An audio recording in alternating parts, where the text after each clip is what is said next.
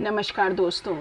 कहानी सुनने से पहले अगर आपको दिल को छू लेने वाली इस सच्ची और सदाबहार कहानियाँ सुनना पसंद है तो माई लिसनिंग लाइब्रेरी 2 को सब्सक्राइब करें। आपका एक क्लिक हमें और भी बेहतर कहानियाँ लाने की प्रेरणा देता है। आइए सुनते हैं मुंशी प्रेमचंद द्वारा लिखित उपन्यास का भाग 5। उत्तर की पर्वत श्रेणियों के बीच एक छोटा सा रमणीक गांव है। सामने गंगा किसी बालिका की भांति हंसती, उछलती, नाचती, गाती, दौड़ती चली जाती है।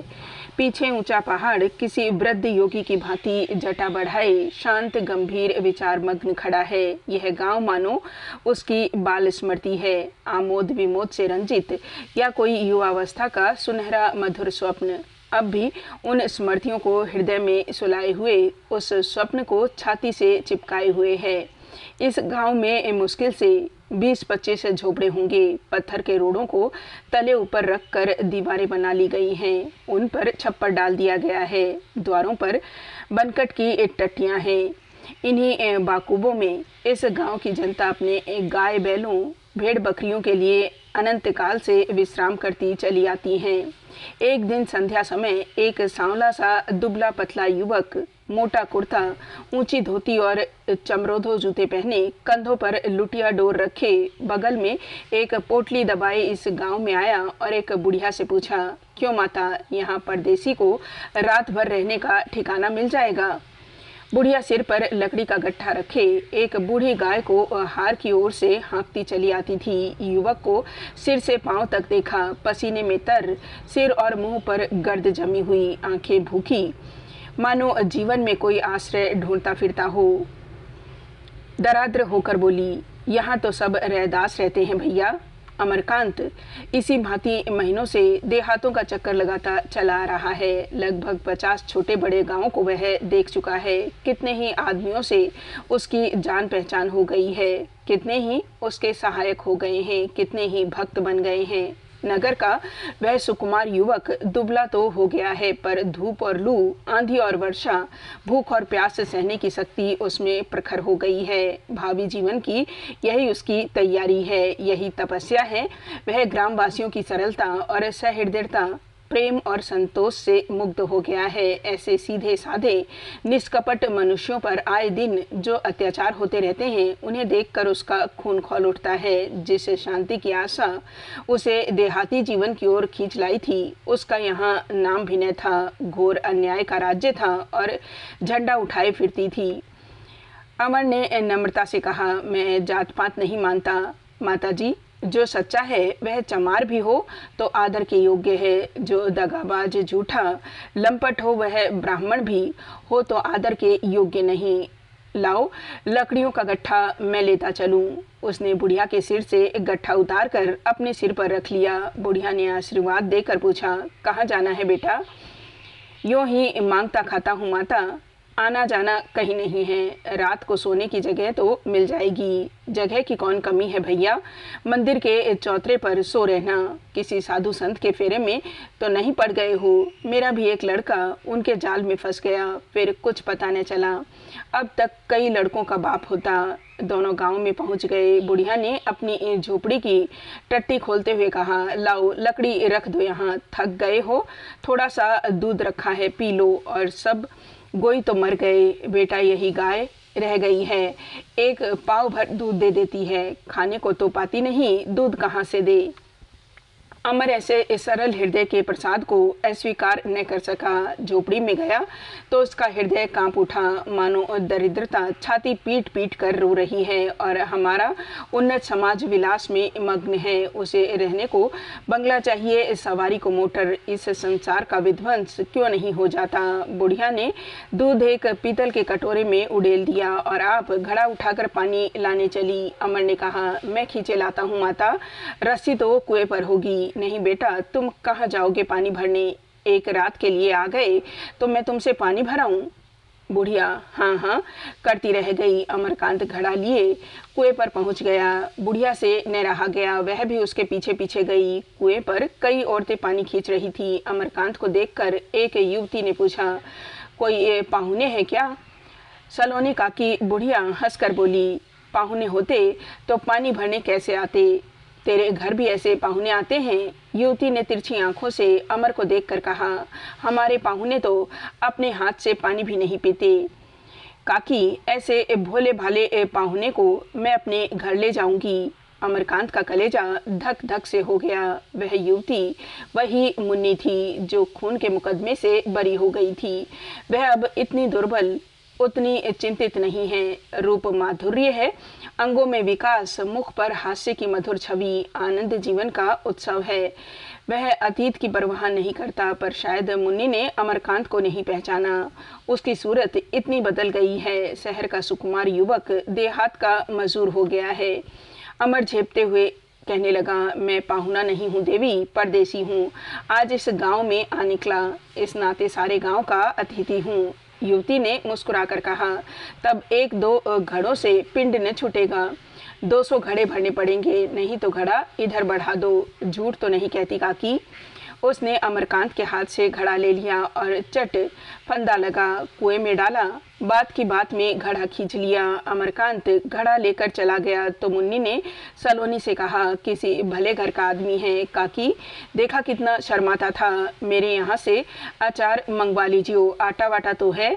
सलोनी ने कहा, बाजरे का है, गेहूं का कहाँ से लाती? तो मैं आटा लिए आती हूँ। नहीं, चलो दे दूँ, वहाँ काम धंधों में लग जाऊंगी तो सुर्ती न रहेगी। मुन्नी को 3 साल हुए। मुखिया का लड़का हरिद्वार से लाया था। एक सप्ताह से एक धर्मशाला के द्वार पर जीर्ण दशा में पड़ी थी। बड़े बड़े आदमी धर्मशाला में आते थे, सैकड़ों हजारों दान करते थे, पर इस दुखिया पर किसी को दया न आती थी। वह चमार युवक जूते बेचने आता था, इस पर उसे दया आ गई। गाड़ी पर लाद कर घर लाया। दवा दारू होने लगी। चौधरी बिगड़े, यह मुर्दा क्यों लाया? पर युवक बराबर दौड़ धूप करता रहा। वहाँ डॉक्टर है, वे कहाँ थे? भभूत और आशीर्वाद का भरोसा था। एक ओझे की तारीफ सुनी, मुर्दों को जिला देता है। रात को उसे बुलाने चला। चौधरी ने कहा, दिन होने दो तब जाना। युवक ने माना, रात को ही चल दिया। गंगा चढ़ी हुई थी, उसे पार जाना था। सोचा तैर कर निकल जाऊंगा, कौन बहुत चौड़ा पाट है। सैकड़ों ही बार इस तरह आ जा चुका था। निशंक पानी में घुस पड़ा, पर लहरें तेज थी, पांव उखड़ गए। बहुत संभालना चाहा, पर संभल न सका। दूसरे दिन 2 कोस पर उसकी लाश मिली, एक चट्टान से चिपटी पड़ी थी। उसके मरते ही मुन्नी जी उठी और तब से यही है। यही घर उसका घर बन गया है। यहाँ उसका आदर है, मान है। वह अपनी जात पात भूल गई, आचार विचार भूल गई और ऊंच जाति ठकुराइन अछूतों के साथ अछूत बनकर आनंद पूर्वक रहने लगी। वह घर की मालकिन थी, बाहर का सारा काम वह करती। भीतर की रसोई, पानी, कूटना पीसना दोनों देवरानियां करती थी। वह बाहरी न थी, चौधरी की बड़ी बहू हो गई थी। सलोनी को ले जाकर मुन्नी ने थाल में आटा, अचार और दही रख कर दिया, पर सलोनी को यह थाल लेकर घर जाते ला जाती थी। पाहुना द्वार पर बैठा हुआ है, सोचेगा इसके घर में आटा भी नहीं है, जरा और अंधेरा हो जाए तो जाऊं। मुन्नी ने पूछा, क्या सोचती हो काकी? सोचती हूँ जरा और अंधेरा हो जाए तो जाऊं। अपने मन में क्या कहेगा? चलो मैं पहुँचा देती हूँ। कहेगा क्या? क्या समझता है यहाँ धन्ना सेठ बसते हैं? मैं तो कहती हूँ देख लेना, वह बाजरे की ही रोटियां खाएगा, गेहूं की छुएगा भी नहीं। दोनों पहुंची तो देखा अमरकांत द्वार पर झाड़ू लगा रहा है। महीनों से झाड़ू ने लगी थी। मालूम होता था उलझे बिखरे बालों पर कंघी कर दी गई है। सलोनी थाली लेकर जल्दी से भीतर चली गई। मुन्नी ने कहा, अगर ऐसी मेहमानी करोगे तो यहाँ से कभी न जाने पाओगे। उसने अमर के पास जाकर उसके हाथ से झाड़ू छीन ली। अमर ने कूड़े को पैरों से एक जगह बटोर कर कहा, सगाई हो गई तो द्वार कैसा अच्छा लगने लगा। कल चले जाओगे तो यह बातें याद आएगी। परदेसियों का क्या विश्वास, फिर इधर क्यों आओगे? मुन्नी के मुख पर उदासी छा गई। जब कभी इधर आना होगा तो तुम्हारे दर्शन करने अवश्य आऊँगा। ऐसा सुंदर गांव मैंने नहीं देखा। नदी, पहाड़, जंगल, इसकी भी छटा निराली है। जी चाहता है यहीं रह जाऊं और कहीं जाने का नाम न लूं। मुन्नी ने उत्सुकता से कहा, तो यहीं रह क्यों नहीं जाते? मगर फिर कुछ सोचकर बोली, तुम्हारे घर में और लोग भी तो होंगे, वह तुम्हें यहाँ क्यों रहने देंगे? मेरे घर में ऐसा कोई नहीं है जिसे मेरे मरने जीने की चिंता हो, मैं संसार में अकेला हूँ। मुन्नी आग्रह करके बोली, तो यहीं रह जाओ। कौन भाई हो तुम? यह तो मैं बिल्कुल भूल गया। भाभी, जो बुलाकर प्रेम से एक रोटी खिला दे वही मेरा भाई है। तो कल मुझे आ लेने देना, ऐसा न हो चुपके से भाग जाओ। अमरकांत ने झोपड़ी में आकर देखा तो बुढ़िया चूल्हा जला रही थी। लकड़ी गीली, आग ने जलती थी। पोपले मुंह में ठक भी न थी। अमर को देखकर बोली, तुम यहाँ धुएं में क्या कर रहे हो? बेटा, जाकर बाहर बैठो, यह चटाई उठा ले जाओ। अमर ने चूल्हे के पास जाकर कहा, तू हट जा, मैं आग जलाए देता हूँ। सलोनी ने स्नेह में कठोरता से कहा, तो बाहर क्यों नहीं जाता? मर्दों का इस तरह रसोई में घुसना अच्छा नहीं लगता। बुढ़िया डर रही थी कि कहीं अमरकांत 2 प्रकार के आटे न देख ले। शायद वह उसे दिखाना चाहती थी कि मैं भी गेहूं का आटा खाती हूँ। अमर यह रहस्य क्या जाने, बोला, अच्छा तो आटा निकाल दे, मैं गूंथ दूँ। सलोनी ने हैरान होकर कहा, तू कैसा लड़का है भाई, बाहर जाकर क्यों नहीं बैठता? उसे वह दिन याद आया जब उसके बच्चे उसे अम्मा अम्मा कहकर घेर लेते थे और वह उन्हें डांटती थी। उस उजड़े हुए घर में आज एक दिया जल रहा था, पर कल फिर वही अंधेरा हो जाएगा, वही सन्नाटा। इस युवक की ओर क्यों उसकी इतनी ममता हो रही थी? जाने क्यों, कहाँ से आया है, कहाँ जाएगा? पर यह जानते हुए भी अमर का सरल बालकों का सा निष्कपट व्यवहार, उसका बार बार घर में आना और हर एक काम करने को तैयार हो जाना उसकी भूखी मातृ भावना को सींचता हुआ सा जान पड़ता था। मानो अपने ही सिधारे हुए बालकों की प्रतिध्वनि कहीं दूर से उसके कानों में आ रही है। एक बालक लालटेन लिए कंधों पर एक दरी रखे आया और दोनों चीजें उसके पास रख कर बैठ गया। अमर ने पूछा, दरी कहाँ से लाई? काकी ने तुम्हारे लिए भेजी है। वही काकी जो अभी आई थी? अमर ने प्यार से उसके सिर पर हाथ फेर कर कहा, अच्छा तुम उनके भतीजे हो, तुम्हारी काकी कभी तुम्हें मारती तो नहीं? बालक सिर हिलाकर बोला, कभी नहीं, वह तो हमें खिलाती है, दुर्जन को नहीं खिलाती, वह बड़ा बदमाश है। अमर ने मुस्कुराकर पूछा, कहाँ पढ़ने जाते हो? बालक ने नीचे का होठ सिकोड़ कर कहा, कहाँ जाएं, हमें कौन पढ़ाए, मदरसे में कोई जाने तो देता नहीं। एक दिन दादा दोनों को लेकर गए थे, पंडित जी ने नाम लिख लिया पर हमें सबसे अलग बैठाते थे। सब लड़के हमें चमार चमार कहकर चिढ़ाते थे। दादा ने नाम कटा लिया। अमर की इच्छा हुई चौधरी से जाकर मिले, कोई स्वाभिमानी आदमी मालूम होता है। पूछा, तुम्हारे दादा क्या कर रहे हैं? बालक ने लालटेन से खेलते हुए कहा, बोतल लिए बैठे हैं, भुने चने धरे हैं, बस अभी बकझक करेंगे, खूब चिल्लाएंगे, किसी को मारेंगे, किसी को गालियां देंगे, दिन भर कुछ नहीं बोलते, जहां बोतल चढ़ाई कि बक चले। अमर ने इस वक्त उनसे मिलना उचित न समझा। सलोनी ने पुकारा, भैया रोटी तैयार है, आओ गरम गरम खा लो। अमरकांत ने मुंह हाथ धोया और अंदर पहुंचा। पीतल की थाली में रोटियां थी, पथरी में दही, पत्तों पर अचार, लोटे में पानी रखा हुआ था। थाली पर बैठकर बोला, तुम भी क्यों नहीं खाती? तुम खा लो बेटा, मैं फिर खा लूंगी। नहीं, मैं यह न मानूंगा, मेरे साथ खाओ। रसोई झूठी हो जाएगी कि नहीं? हो जाने दो, मैं ही तो खाने वाला हूँ। रसोई में भगवान रहते हैं, उसे झूठी न करनी चाहिए। तो मैं भी बैठा रहूँगा।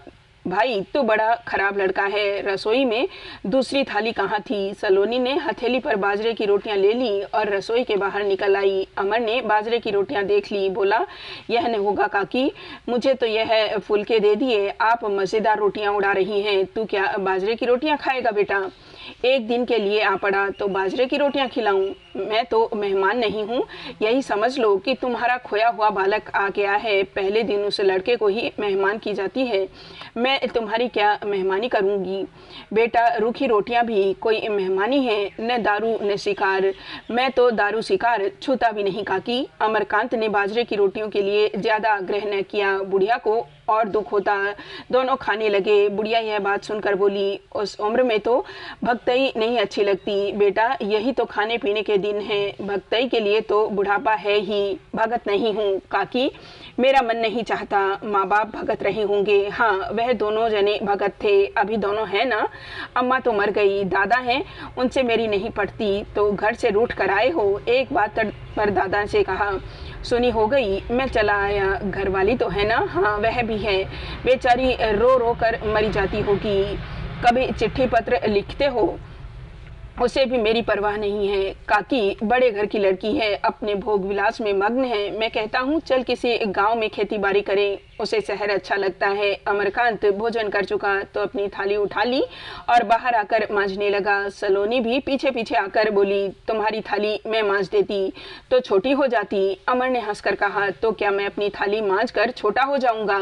यह तो अच्छा नहीं लगता कि एक दिन के लिए कोई आया तो थाली मांजने लगे। मेरे मन में सोचते होंगे, कहाँ इस भिखारिन के यहाँ ठहरा। अमरकांत के दिल पर चोट न लगे इसलिए वह मुस्कुराई। अमर ने मुग्ध होकर कहा, भिखारिन के सरल पवित्र स्नेह में जो सुख मिला वह माता की गोद के सिवा और कहीं नहीं मिल सकता था काकी। उसने थाली धो धा कर रख दी और दरी बिछाकर जमीन पर लेटने ही जा रहा था कि 15-20 लड़कों का एक दल आकर खड़ा हो गया। 2-3 लड़कों के सिवाय और किसी के देह पर साबुत कपड़े न थे। अमरकांत कौतूहल से उठ बैठा, मानो कोई तमाशा होने वाला है। जो बालक अभी दरी लेकर आया था आगे बढ़कर बोला, इतने लड़के हैं हमारे गांव में, 2-3 लड़के नहीं आए, कहते थे वह कान काट लेंगे। अमरकांत ने उठकर उन सभी को कतार में खड़ा किया और एक एक का नाम पूछा। फिर बोले, तुम में से जो जो रोज हाथ मुंह धोता है अपना हाथ उठाए। किसी लड़के ने हाथ न उठाया। यह प्रश्न किसी की समझ में न आया। अमर ने आश्चर्य से कहा, मैं तुम में से कोई रोज हाथ मुंह नहीं धोता? सभी ने एक दूसरे की ओर देखा। दरी वाले लड़के ने हाथ उठा दिया। उसे देखते ही दूसरों ने भी हाथ उठा दिए। अमर ने फिर पूछा, तुम में से कौन कौन लड़के रोज नहाते हैं? हाथ उठाएं। पहले किसी ने हाथ न उठाया, फिर एक एक करके सब ने हाथ उठा दिए। इसलिए नहीं कि सभी रोज नहाते थे, बल्कि इसलिए कि वे दूसरों से पीछे न रहें। सलोनी खड़ी थी, बोली, तू तो महीने भर में भी नहीं नहाता रे। जंगलिया, तू क्यों हाथ उठाए हुए है? जंगलिया ने अपमानित होकर कहा, तो गूदड़ ही कौन रोज नहाता है? बुलई, पुन्नू, घसीटे, कोई भी तो नहीं नहाता। सभी एक दूसरे की कलाई खोलने लगे। अमर ने डांटा, अच्छा आपस में लड़ो मत, मैं एक बात पूछता हूँ, उसका जवाब दो। रोज मुंह हाथ धोना अच्छी बात है या नहीं? सभी ने कहा अच्छी बात है। और नहाना? सभी ने कहा अच्छी बात है। मुंह से कहते हो या दिल से? दिल से। बस जाओ, मैं 10-5 दिन में फिर आऊँगा और देखूंगा कि किन लड़कों ने झूठा वादा किया था, किसने सच्चा। लड़के चले गए तो अमर लेटा। 3 महीने लगातार घूमते घूमते उसका जी उब उठा था। कुछ विश्राम करने का जी चाहता था। क्यों नहीं इसी गांव में टिक जाए? यहाँ उसे कौन जानता है। यही उसका छोटा सा घर बन गया। सकीना उस घर में आ गई, गाय बैल और अंत में नींद भी आ गई। अमरकांत सवेरे उठा, मुंह हाथ धोकर गंगा स्नान किया और चौधरी से मिलने चला। चौधरी का नाम गूदड़ था। इस गांव में कोई जमींदार न रहता था। गूदड़ का द्वार ही चौपाल का काम देता था। अमर ने देखा, नीम के पेड़ के नीचे एक तख्त पड़ा हुआ है, 2-3 बांस की खाटें, 2-3 पुआल के गद्दे। गूदड़ की उम्र 60 के लगभग थी, मगर अभी टाठा था। उसके सामने उसका बड़ा लड़का प्याग बैठा एक जूता सी रहा था। दूसरा लड़का काशी बैलों को सानी पानी कर रहा था। मुन्नी गोबर निकाल रही थी। तेजा और दुर्जन दौड़ दौड़ कर कुएं से पानी ला रहे थे। जरा पूरब की ओर हटकर 2 औरतें बर्तन मांज रही थी। यह दोनों गूदड़ की बहुएं थी। अमर ने चौधरी को राम राम किया और एक पुआल की गद्दी पर बैठ गया। चौधरी ने प्रीत भाव से उसका स्वागत किया। मजे में खाट पर बैठो भैया, मुन्नी ने रात ही कहा था। अभी आज तो नहीं जा रहे हो, 2-4 दिन रहो फिर चले जाना। मुन्नी तो कहती थी तुमको कोई काम मिल जाए तो यहीं टिक जाओगे। अमर ने सकुचाते हुए कहा, हाँ कुछ विचार तो ऐसा मन में आया था। गूदड़ ने नारियल में धुआं निकाल कर कहा, काम की कौन कमी है, घास भी कर लो तो रुपए रोज की मजूरी हो जाए। नहीं, जूते का काम है, तलियां बनाओ, चरसे बनाओ। मेहनत करने वाला आदमी भूखों नहीं मरता। धोली की मजदूरी कहीं नहीं गई। यह देखकर कि अमर को इन दोनों में कोई तजवीज़ पसंद नहीं आई, उसने एक तीसरी तजवीज़ पेश की, खेतीबाड़ी की इच्छा हो तो कर लो, सलोनी भाभी के खेत हैं, तब तक वही जोतो। पयाग ने सुआ चलाते हुए कहा, खेती की झंझट में न पड़ना भैया, चाहे एक खेत में कुछ हो या न हो, लगान जरूर दो। कभी ओला पाला, कभी सूखा बड़ा, एक न एक बला सिर पर सवार रहती है। उस पर वही बैल मर गया या खलिहान में आग लग गई तो सब कुछ स्वाहा। घास सबसे अच्छी, न किसी के नौकर न चाकर, न किसी का लेना न देना। सवेरे खुरपी उठाई और दोपहर तक लौट आए। काशी बोला, मजूरी? मजूरी है किसनी? किसानी। मजूर लाख हो तो मजूर कहलाएगा। सिर पर घास लिए चले जा रहे हैं, कोई इधर से पुकारता, ओ घास वाले, कोई उधर से। किसी की मेड़ पर घास पर लो तो गालियां मिले। किसानी में मर्जाद है, पयाग का सुआ चलना बंद हो गया। मर्जाद लेके चाटो, इधर उधर से कमा के लाओ, वह भी खेती में झोंक दो। चौधरी ने फैसला किया, घाटा नफा तो हर एक रोजगार में है भैया। बड़े बड़े सेठों का दिवाला निकल जाता है, खेती बराबर कोई रोजगार नहीं जो कमाई और तकदीर अच्छी हो। तुम्हारे यहाँ भी नजर नजराने का यही हाल है भैया? अमर बोला, हाँ दादा, सभी जगह यही हाल है, कहीं ज़्यादा कहीं कम। सभी गरीबों का लहू चूसते हैं। चौधरी ने स्नेह का सहारा लिया। भगवान ने छोटे बड़े का भेद क्यों लगा दिया, इसका मरम समझ में नहीं आता। उनके तो सभी लड़के हैं, फिर सबको एक आंख से क्यों नहीं देखते? पयाग ने शंका समाधान की, पूर्व जन्म का संस्कार है, उसने जैसे कर्म किए वैसे फल पा रहा है। चौधरी ने खंडन किया, यह सब मन को समझाने की बातें हैं बेटा, जिसमें गरीबों को अपनी दशा पर संतोष रहे और अमीरों के राग रंग में किसी तरह की बाधा न पड़े। लोग समझते रहें कि भगवान ने हमको गरीब बना दिया, आदमी का क्या दोष। पर यह कोई उपाय नहीं है कि हमारे बाल बच्चे तक काम में लगे रहें और पेट भर भोजन न मिले और एक अफसर को 10-10 हजार की तलब मिले। 10 थोड़े रुपए हुए, गधों से भी न उठे। अमर ने मुस्कुराकर कहा, तुम तो दादा नास्तिक हो। चौधरी ने दीनता से कहा, बेटा चाहे नास्तिक कहो चाहे मूर्ख कहो, पर दिल पर चोट लगती है तो मुंह से आह निकलती है। तुम तो पढ़े लिखे हो जी? हाँ, कुछ पढ़ा तो हूँ। अंग्रेजी तो न पढ़ी होगी? नहीं, कुछ अंग्रेजी भी पढ़ी है। चौधरी प्रसन्न होकर बोले, तब तो भैया हम तुम्हें न जाने देंगे। बाल बच्चों को बुला लो और यहीं रहो, हमारे बाल बच्चों भी कुछ पढ़ जाएंगे, फिर शहर भेज देंगे। वहाँ जात पात बिरादरी कौन पूछता है, लिखा दिया हम छतारी हैं। अमर मुस्कुराया और जो पीछे से भेद खुल गया। चौधरी का जवाब तैयार था, तो हम कह देंगे हमारे पूर्वज छतारी थे। हालांकि अपने को छतारी वंश से कहते ला जाती है। सुनते हैं छतारी लोगों ने मुसलमान बादशाहों को अपनी बेटियां ब्याही थी। अभी कुछ जलपान तो न किया होगा। भैया कहाँ गया तेजा? जा बहू से कुछ जलपान करने को ले आ। भैया भगवान का नाम लेकर यहीं टिक जाओ। 3-4 बीघे सलोनी के पास है, 2 बीघे हमारे साझे कर लेना, इतना बहुत है, भगवान दे तो खाई न चुके। लेकिन जब सलोनी बुलाई गई और उसे चौधरी ने प्रस्ताव किया तो वह बिचक उठी, कठोर मुद्रा से बोली, तुम्हारी मनसा है अपनी जमीन इनके नाम करा दूं और मैं हवा खाऊं, यही तो? चौधरी ने हंसकर कहा, नहीं नहीं, जमीन तेरे ही नाम रहेगी पगली, यह तो खाली जोतेंगे, यही समझ ले कि तू इन्हें बटाई पर दे रही है। सलोनी ने कानों पर हाथ रखकर कहा, भैया अपनी जगह जमीन में किसी के नाम नहीं लिखूं, यो हमारे पाहुने हैं, 2-4-10 दिन रहें, मुझसे तो जो कुछ होगा सेवा सत्कार करूंगी। तुम बटाई पर लेते हो तो ले लो, जिसको कभी देखा न सुना, न जाना न पहचाना, उसे कैसे बटाई पर दे दूं? पयाग ने चौधरी की ओर तिरस्कार भाव से देखकर कहा, भर गया मन? या अभी नहीं? कहते हो औरतें मूर्ख होती है, यह चाहे हमको तुमको खड़े खड़े बेच लावे। सलोनी काकी मुंह की ही मीठी हैं। सलोनी तिनक उठी, हाँ जी, तुम्हारे कहने से अपने पुरखों की जमीन छोड़ दूं? मेरे ही पेट का लड़का मुझी को चराने चला है। काशी ने सलोनी का पक्ष लिया, ठीक तो कहती हैं, बेजाने सुने आदमी को अपनी जमीन कैसे सौंप दे? अमरकांत को इस विवाद में दार्शनिक आनंद आ रहा था। मुस्कुराकर बोला, हाँ काकी तुम ठीक कहती हो, परदेसी आदमी का क्या भरोसा। मुन्नी भी द्वार पर खड़ी यह बातें सुन रही थी। बोली, पगला गई हो क्या? काकी तुम्हारे खेत कोई सिर पर उठा ले जाएगा, फिर हम लोग तो हैं ही, जब तुम्हारे साथ कोई कपट करेगा तो हम पूछेंगे नहीं? किसी भड़के हुए जानवर को बहुत से आदमी घेरने लगते हैं तो वह और भी भड़क जाता है। सलोनी समझ रही थी यह सब के सब मिलकर मुझे लूटना चाहते हैं। एक बार नहीं काकी, फिर हाँ न बोली, वेग से चल खड़ी हुई। पयाग बोला, चुड़ैल है चुड़ैल। अमर ने खिसिया कर कहा, तुमने नाहक उससे कहा? दादा मुझे क्या, यह गांव ने सही और गांव सही। मुन्नी का चेहरा फक हो गया। गुदड़ बोले, नहीं भैया कैसी बातें करते हो तुम, मेरे साझीदार बनकर रहो। महंत जी से कहकर 2-4 बीघे का और बंदोबस्त करा दूंगा, तुम्हारी झोपड़ी अलग लग जाएगी, खाने पीने की कोई बात नहीं, एक भला आदमी तो गांव में हो जाएगा। नहीं, कभी एक चपरासी गांव में आ गया तो सबकी सांस ऊपर नीचे होने लगती है। आधे घंटे में सलोनी फिर लौटी और चौधरी से बोली, तुम्हें मेरे खेत क्यों बटाई पर नहीं ले लेते? चौधरी ने घुड़क कर कहा, मुझे नहीं चाहिए, धरे रहे अपने खेत।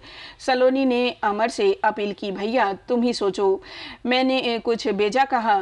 बेजाने सुने किसी को अपनी कोई चीज़ दे देता है। अमर ने सांत्वना दी, नहीं काकी, तुमने बहुत ठीक किया, इस तरह विश्वास कर लेने से धोखा हो जाता है। सलोनी को कुछ ढाढ़स हुआ, तुमसे तो बेटा मेरी रात ही भर की जान पहचान है ना। जिसके पास मेरे खेत हैं वह तो मेरा ही भाई बंद है, उसे छीन कर तुम्हें दे दूं तो वह अपने मन में क्या कहेगा सोचो। अगर मैं अनुचित कहती हूँ तो मेरे मुंह पर थप्पड़ मारो। वह मेरे साथ बेईमानी करता है यह जानती हूँ, पर है तो अपना ही हाड़ मांस। उसके मुंह की रोटी छीन कर तुम्हें दे दूँ तो तुम मुझे भला कहोगे? बोलो। सलोनी ने यह दलील खुद सोच निकाली थी या किसी ने सुझा दी थी, पर इसने गुदड़ को लाजवाब कर दिया था। 2 महीने बीत गए। पूस की ठंडी रात काली कमली ओढ़े पड़ी हुई थी। ऊंचा पर्वत किसी विशाल महत्वाकांक्षी की भांति तारिकाओं का मुकुट पहने खड़ा था। झोपड़ियां जैसे किसी छोटी छोटी अभिलाषाओं जैसी लगती थी जिन्हें वह ठुकरा चुका था। अमरकांत की झोपड़ी में एक लालटेन जल रही है। पाठशाला खुली हुई है। 15-20 लड़के खड़े अब मन्यु की कथा सुन रहे हैं। अमर खड़ा कथा कह रहा है।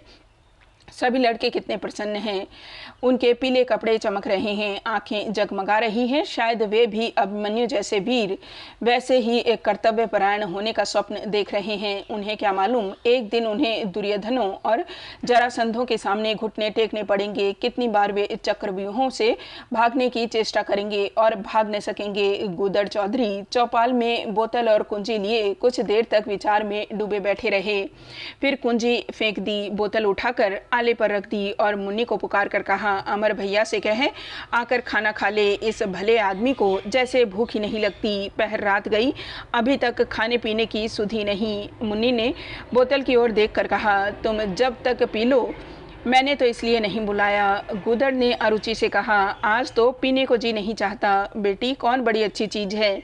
मुन्नी आश्चर्य से चौधरी की ओर ताकने लगी। उसे आए यहाँ 3 साल से अधिक हुए, अभी चौधरी को नागा करते कभी नहीं देखा, कभी उसके मुंह से ऐसी विराग की बात नहीं सुनी। सशंक होकर बोली, आज तुम्हारा जी अच्छा नहीं है क्या दादा?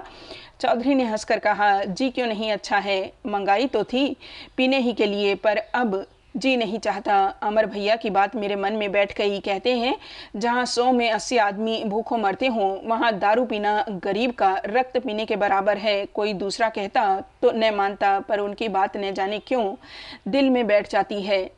मुन्नी चिंतित हो गई, तुम उनके कहने में न आओ दादा, अब छोड़ना तुम्हें अवगुण करेगा, कहीं देह में दर्द न होने लगे। चौधरी ने इन विचारों को जैसे तुच्छ समझकर कहा, चाहे दर्द हो चाहे बाई हो, अब पीऊंगा नहीं। जिंदगी में हजारों रुपए की दारू पी गया, सारी कमाई नशे में उड़ा दी। उतने रुपए से कोई उपकार का काम करता तो गांव का भला होता और जश भी मिलता। मूर्ख को इसी से बुरा कहा है। साहब लोग सुना है बहुत पीते हैं, पर उनकी बात निराली है। यहाँ राज करते हैं, लूट का धन मिलता है। वह न पिए तो कौन पिए, देखती है अब काशी और प्रयाग को भी कुछ लिखने पढ़ने का चस्का लगने लगा है। पाठशाला बंद हुई। अमर, तेजा और दुर्जन की उंगली पकड़े हुए आकर चौधरी से बोला, मुझे तो आज देर हो गई है दादा, तुमने खा पी लिया ना? चौधरी स्नेह में डूब गया। हाँ और क्या, मैं ही तो पहर रात से जूता हुआ हूँ, मैं ही तो जूते लेकर ऋषिकेश गया था। इस तरह जान दोगे तो मुझे तुम्हारी पाठशाला बंद करनी पड़ेगी। अमर की पाठशाला में अब लड़कियां भी पढ़ने लगी थी। उसके आनंद का पारावार न था। भोजन करके चौधरी सोए। अमर चलने लगा तो मुन्नी ने कहा, आज तो लाला तुमने बड़ा भारी पाला मारा, दादा ने आज एक घूंट भी नहीं पी। अमर उछल कर बोला, कुछ कहते थे, तुम्हारा जस गाते थे, और क्या कहते। मैं तो समझती थी मरकर ही छोड़ेंगे, पर तुम्हारा उपदेश काम कर गया। अमर के मन में कई दिन से मुन्नी का वृत्तांत पूछने की इच्छा हो रही थी, पर अवसर न पाता था। आज मौका पाकर उसने पूछा, तुम मुझे नहीं पहचानती हो, लेकिन मैं तुम्हें पहचानता हूँ। मुन्नी के मुख का रंग उड़ गया। उसने चुभती हुई आंखों से अमर को देखकर कहा, तुमने कह दिया तो मुझे याद आ रहा है, तुम्हें कहीं देखा है। काशी के मुकदमे की बात याद करो। अच्छा हाँ, याद आ गया, तुम ही डॉक्टर साहब के साथ रुपए जमा करते फिरते थे। मगर तुम यहाँ कैसे आ गए? पिताजी से लड़ाई हो गई, तुम यहाँ कैसे पहुँची और इन लोगों के बीच में कैसे आ पड़ी?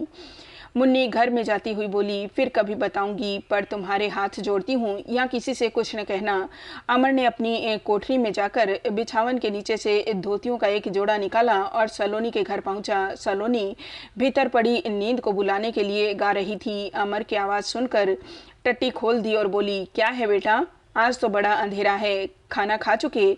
मैं तो अभी चरखा काट रही थी, पीठ दुखने लगी तो आकर पड़ रही।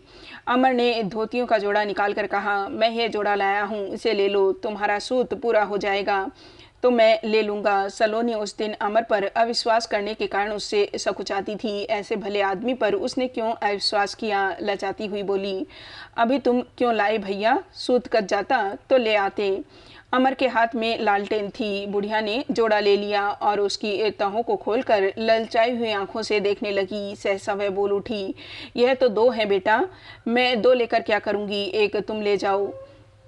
अमरकांत ने कहा, तुम दोनों रख लो काकी, एक से कैसे काम चलेगा। सलोनी को अपने जीवन के सुनहरे दिनों में 2 धोतियां मैसर न हुई थी। पति और पुत्र के राज में भी एक धोती से ज़्यादा कभी न मिली, और आज ऐसी सुंदर 2 साड़ियां मिल रही हैं, ज़बरदस्ती दी जा रही हैं। उसके अंतःकरण से मानो दूध की धारा बहने लगी। उसका सारा वैधव्य, सारा मातृत्व आशीर्वाद बनकर उसके एक एक रोम को स्पंदित करने लगा। अमरकांत कोठरी से बाहर निकल आया। सलोनी रोती रही। अपनी झोपड़ी में आकर अमर कुछ अनिश्चिंत भाव से खड़ा था, फिर अपनी डायरी लिखने बैठ गया। उसी वक्त चौधरी के घर का द्वार खुला और मुन्नी कलसा लिए पानी में भरने निकली। इधर लालटेन जलती देखकर वह इधर चली आई और द्वार पर खड़ी होकर बोली, अभी सोए नहीं लाला, रात तो बहुत हो गई। अमर बाहर निकल कर बोला, हाँ अभी नींद नहीं आई, क्या पानी नहीं था? हाँ आज सब पानी उठ गया, अब जो प्यास लगी तो कहीं एक बूंद नहीं, लाओ मैं खिंचला दूं। तुम इस अंधेरी रात में कहाँ जाओगी?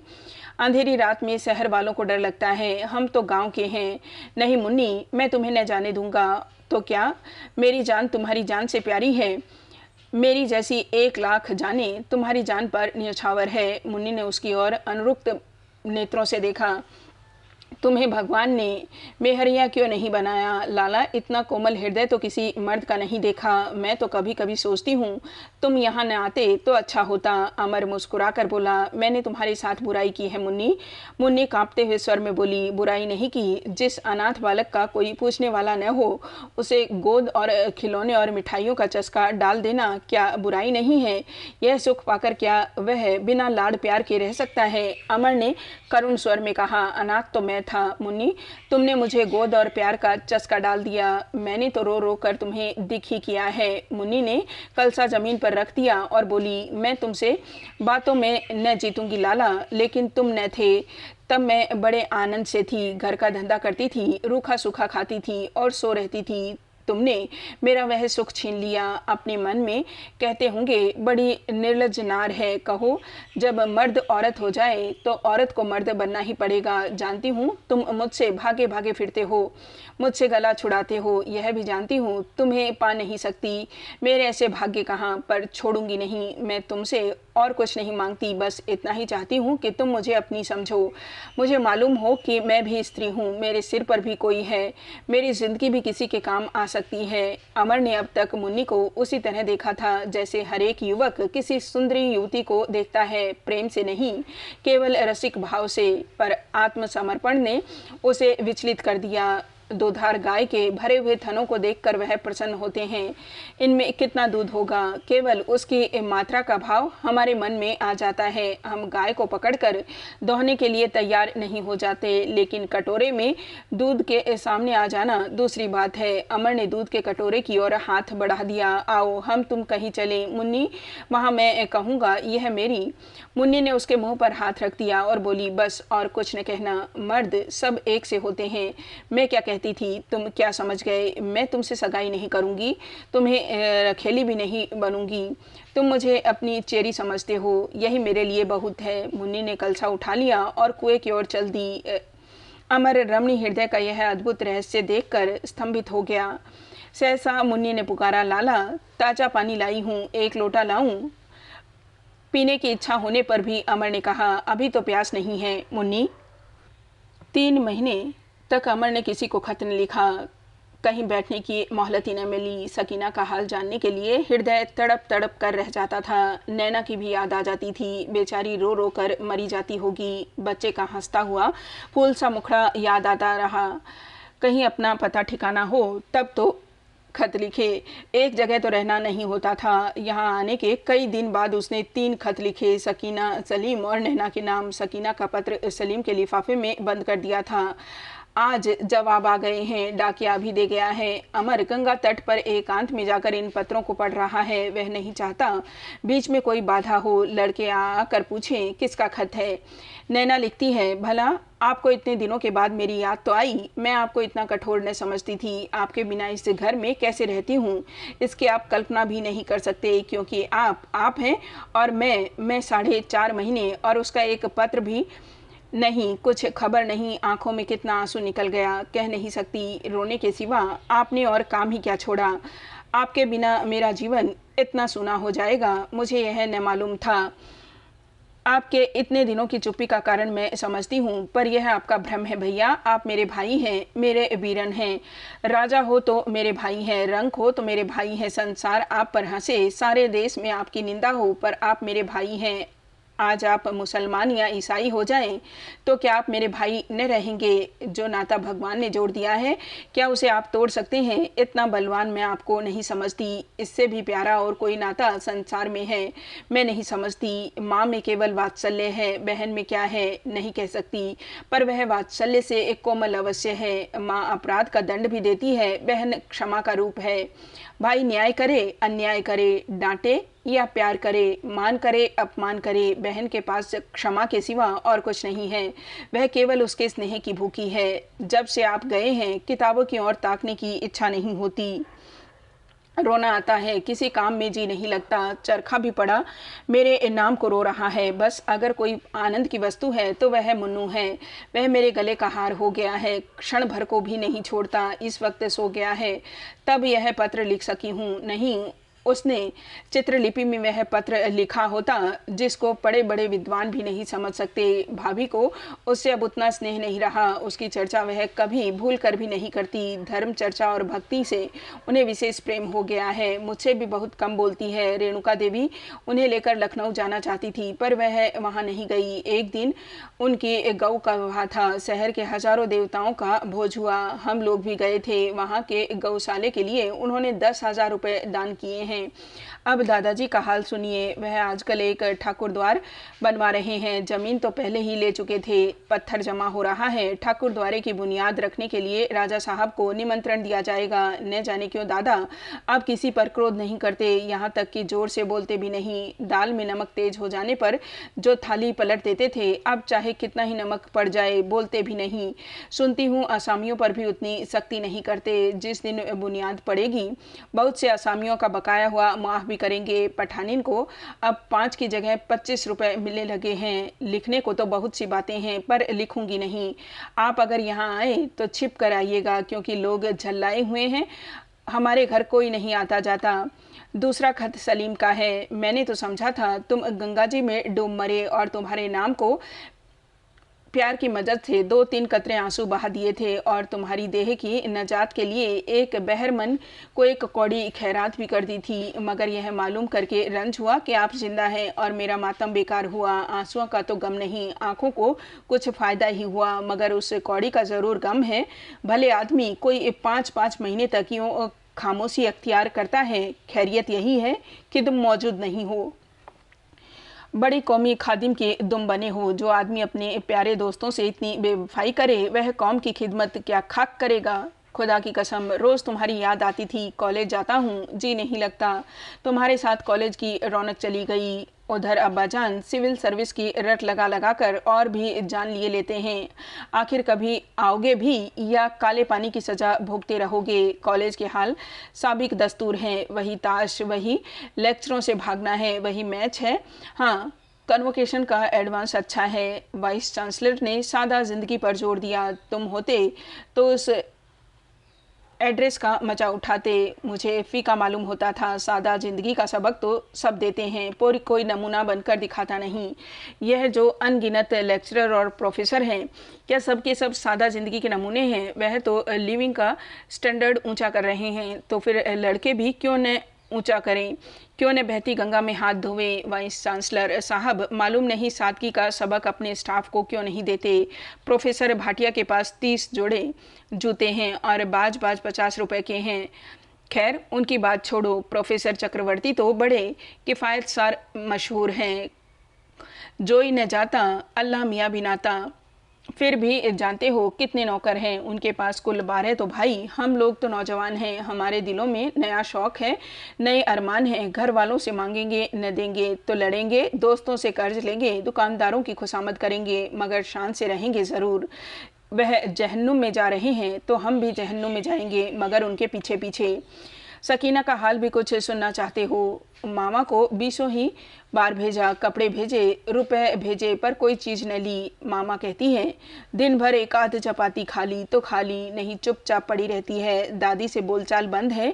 कल तुम्हारा खत पाते ही उसके पास भेज दिया था, जिसका जवाब आया उसकी हुबहू नकल यह है। असली खत उस वक्त देखने को पाओगे जब यहाँ आओगे। बाबूजी, आपको कुछ बदनसीब के कारण यह सज़ा मिली, इसका मुझे बड़ा रंज है, और क्या कहूँ। जीती हूँ और आपको याद करती हूँ। इतना अरमान है कि मरने के पहले एक बार आपको देख लेती, लेकिन इसमें भी आपकी बदनामी ही है, और मैं तो बदनाम हो ही चुकी। कल आपका खत मिला, तब से कितनी बार सौदा उठ चुका है कि आपके पास चली जाऊँ। क्या आप नाराज़ होंगे? मुझे तो यह खौफ नहीं है, मगर दिल को समझाऊंगी और शायद कभी मरूंगी भी नहीं। कुछ देर तो गुस्से के मारे तुम्हारा खत न खोला, पर कब तक खत खोला, पढ़ा, रोई, फिर पढ़ा, फिर रोई। रोने में इतना मज़ा है कि जी नहीं भरता। अब इंतज़ार की तकलीफ़ नहीं झेली जाती। खुदा आपको सलामत रखे। देखा यह खत कितना दर्दनाक है। मेरी आंखों में बहुत कम आंसू होते हैं, लेकिन यह खत देखकर जब्त न कर सका। कितने खुशनसीब हो तुम। अमर ने सिर उठाया तो उसकी आंखों में नशा था, वह नशा जिसमें आलस्य नहीं, स्फूर्ति है, लालिमा नहीं, दीप्ति है, उन्माद नहीं, विस्मृति नहीं, जागृति है। उसके मनोजगत में ऐसा भूकंप कभी न आया था। उसकी आत्मा कभी इतनी उदार, इतनी विशाल, इतनी प्रफुल्ल न थी। आंखों के सामने 2 मूर्तियां खड़ी हो गई, एक विलास में डूबी हुई, रत्नों से अलंकृत, गर्व में चूर, दूसरी तरल माधुर्य से भूषित, लज्जा और विनय से सिर झुकाए हुए। उसका प्यासा हृदय उस खुशबूदार मीठे शरबत से हटकर इस शीतल जल की ओर लपका। उसके पत्र के उस अंश को फिर पढ़ा, फिर आवेश में आकर गंगा तट पर टहलने लगा। सकीना के जैसे यह ग्रामीण जीवन उसे पसंद आया। कितनी सुकुमार है, कितनी कोमल वह, और कठोर जीवन कैसे आकर उसकी दिलजोई करे। उसकी वह सूरत याद आई जब उसने कहा था, बाबूजी मैं भी चलती हूँ। ओह कितना अनुराग था। किसी मजूर को गड्ढा खोदते खोदते जैसे कोई रत्न मिल जाए और वह अपने अज्ञान में उसे कांच का टुकड़ा ही समझ रहा हो। इतना अरमान है कि मरने के पहले आपको देख लेती। यह वाक्य जैसे उसके हृदय में चिमट गया था। उसका मन जैसे गंगा की लहरों पर तैरता हुआ सकीना को खोज रहा था। लहरों की ओर तन्मयता से ताकते ताकते उसे मालूम हुआ मैं बाहर जा रहा हूँ। वह चौंक कर घर की तरफ चला। दोनों आंखें तर, नाक पर लाली और गालों पर आर्द्रता। गांव में एक आदमी सगाई लाया है। यह उत्सव नाच गाना हो रहा है। उसके द्वार पर नगाड़ियां बज रही हैं। गांव भर के स्त्री पुरुष बालक जमा है और नाच शुरू हो गया है। अमरकांत की पाठशाला आज बंद है, लोग उसे भी खींच लाए हैं।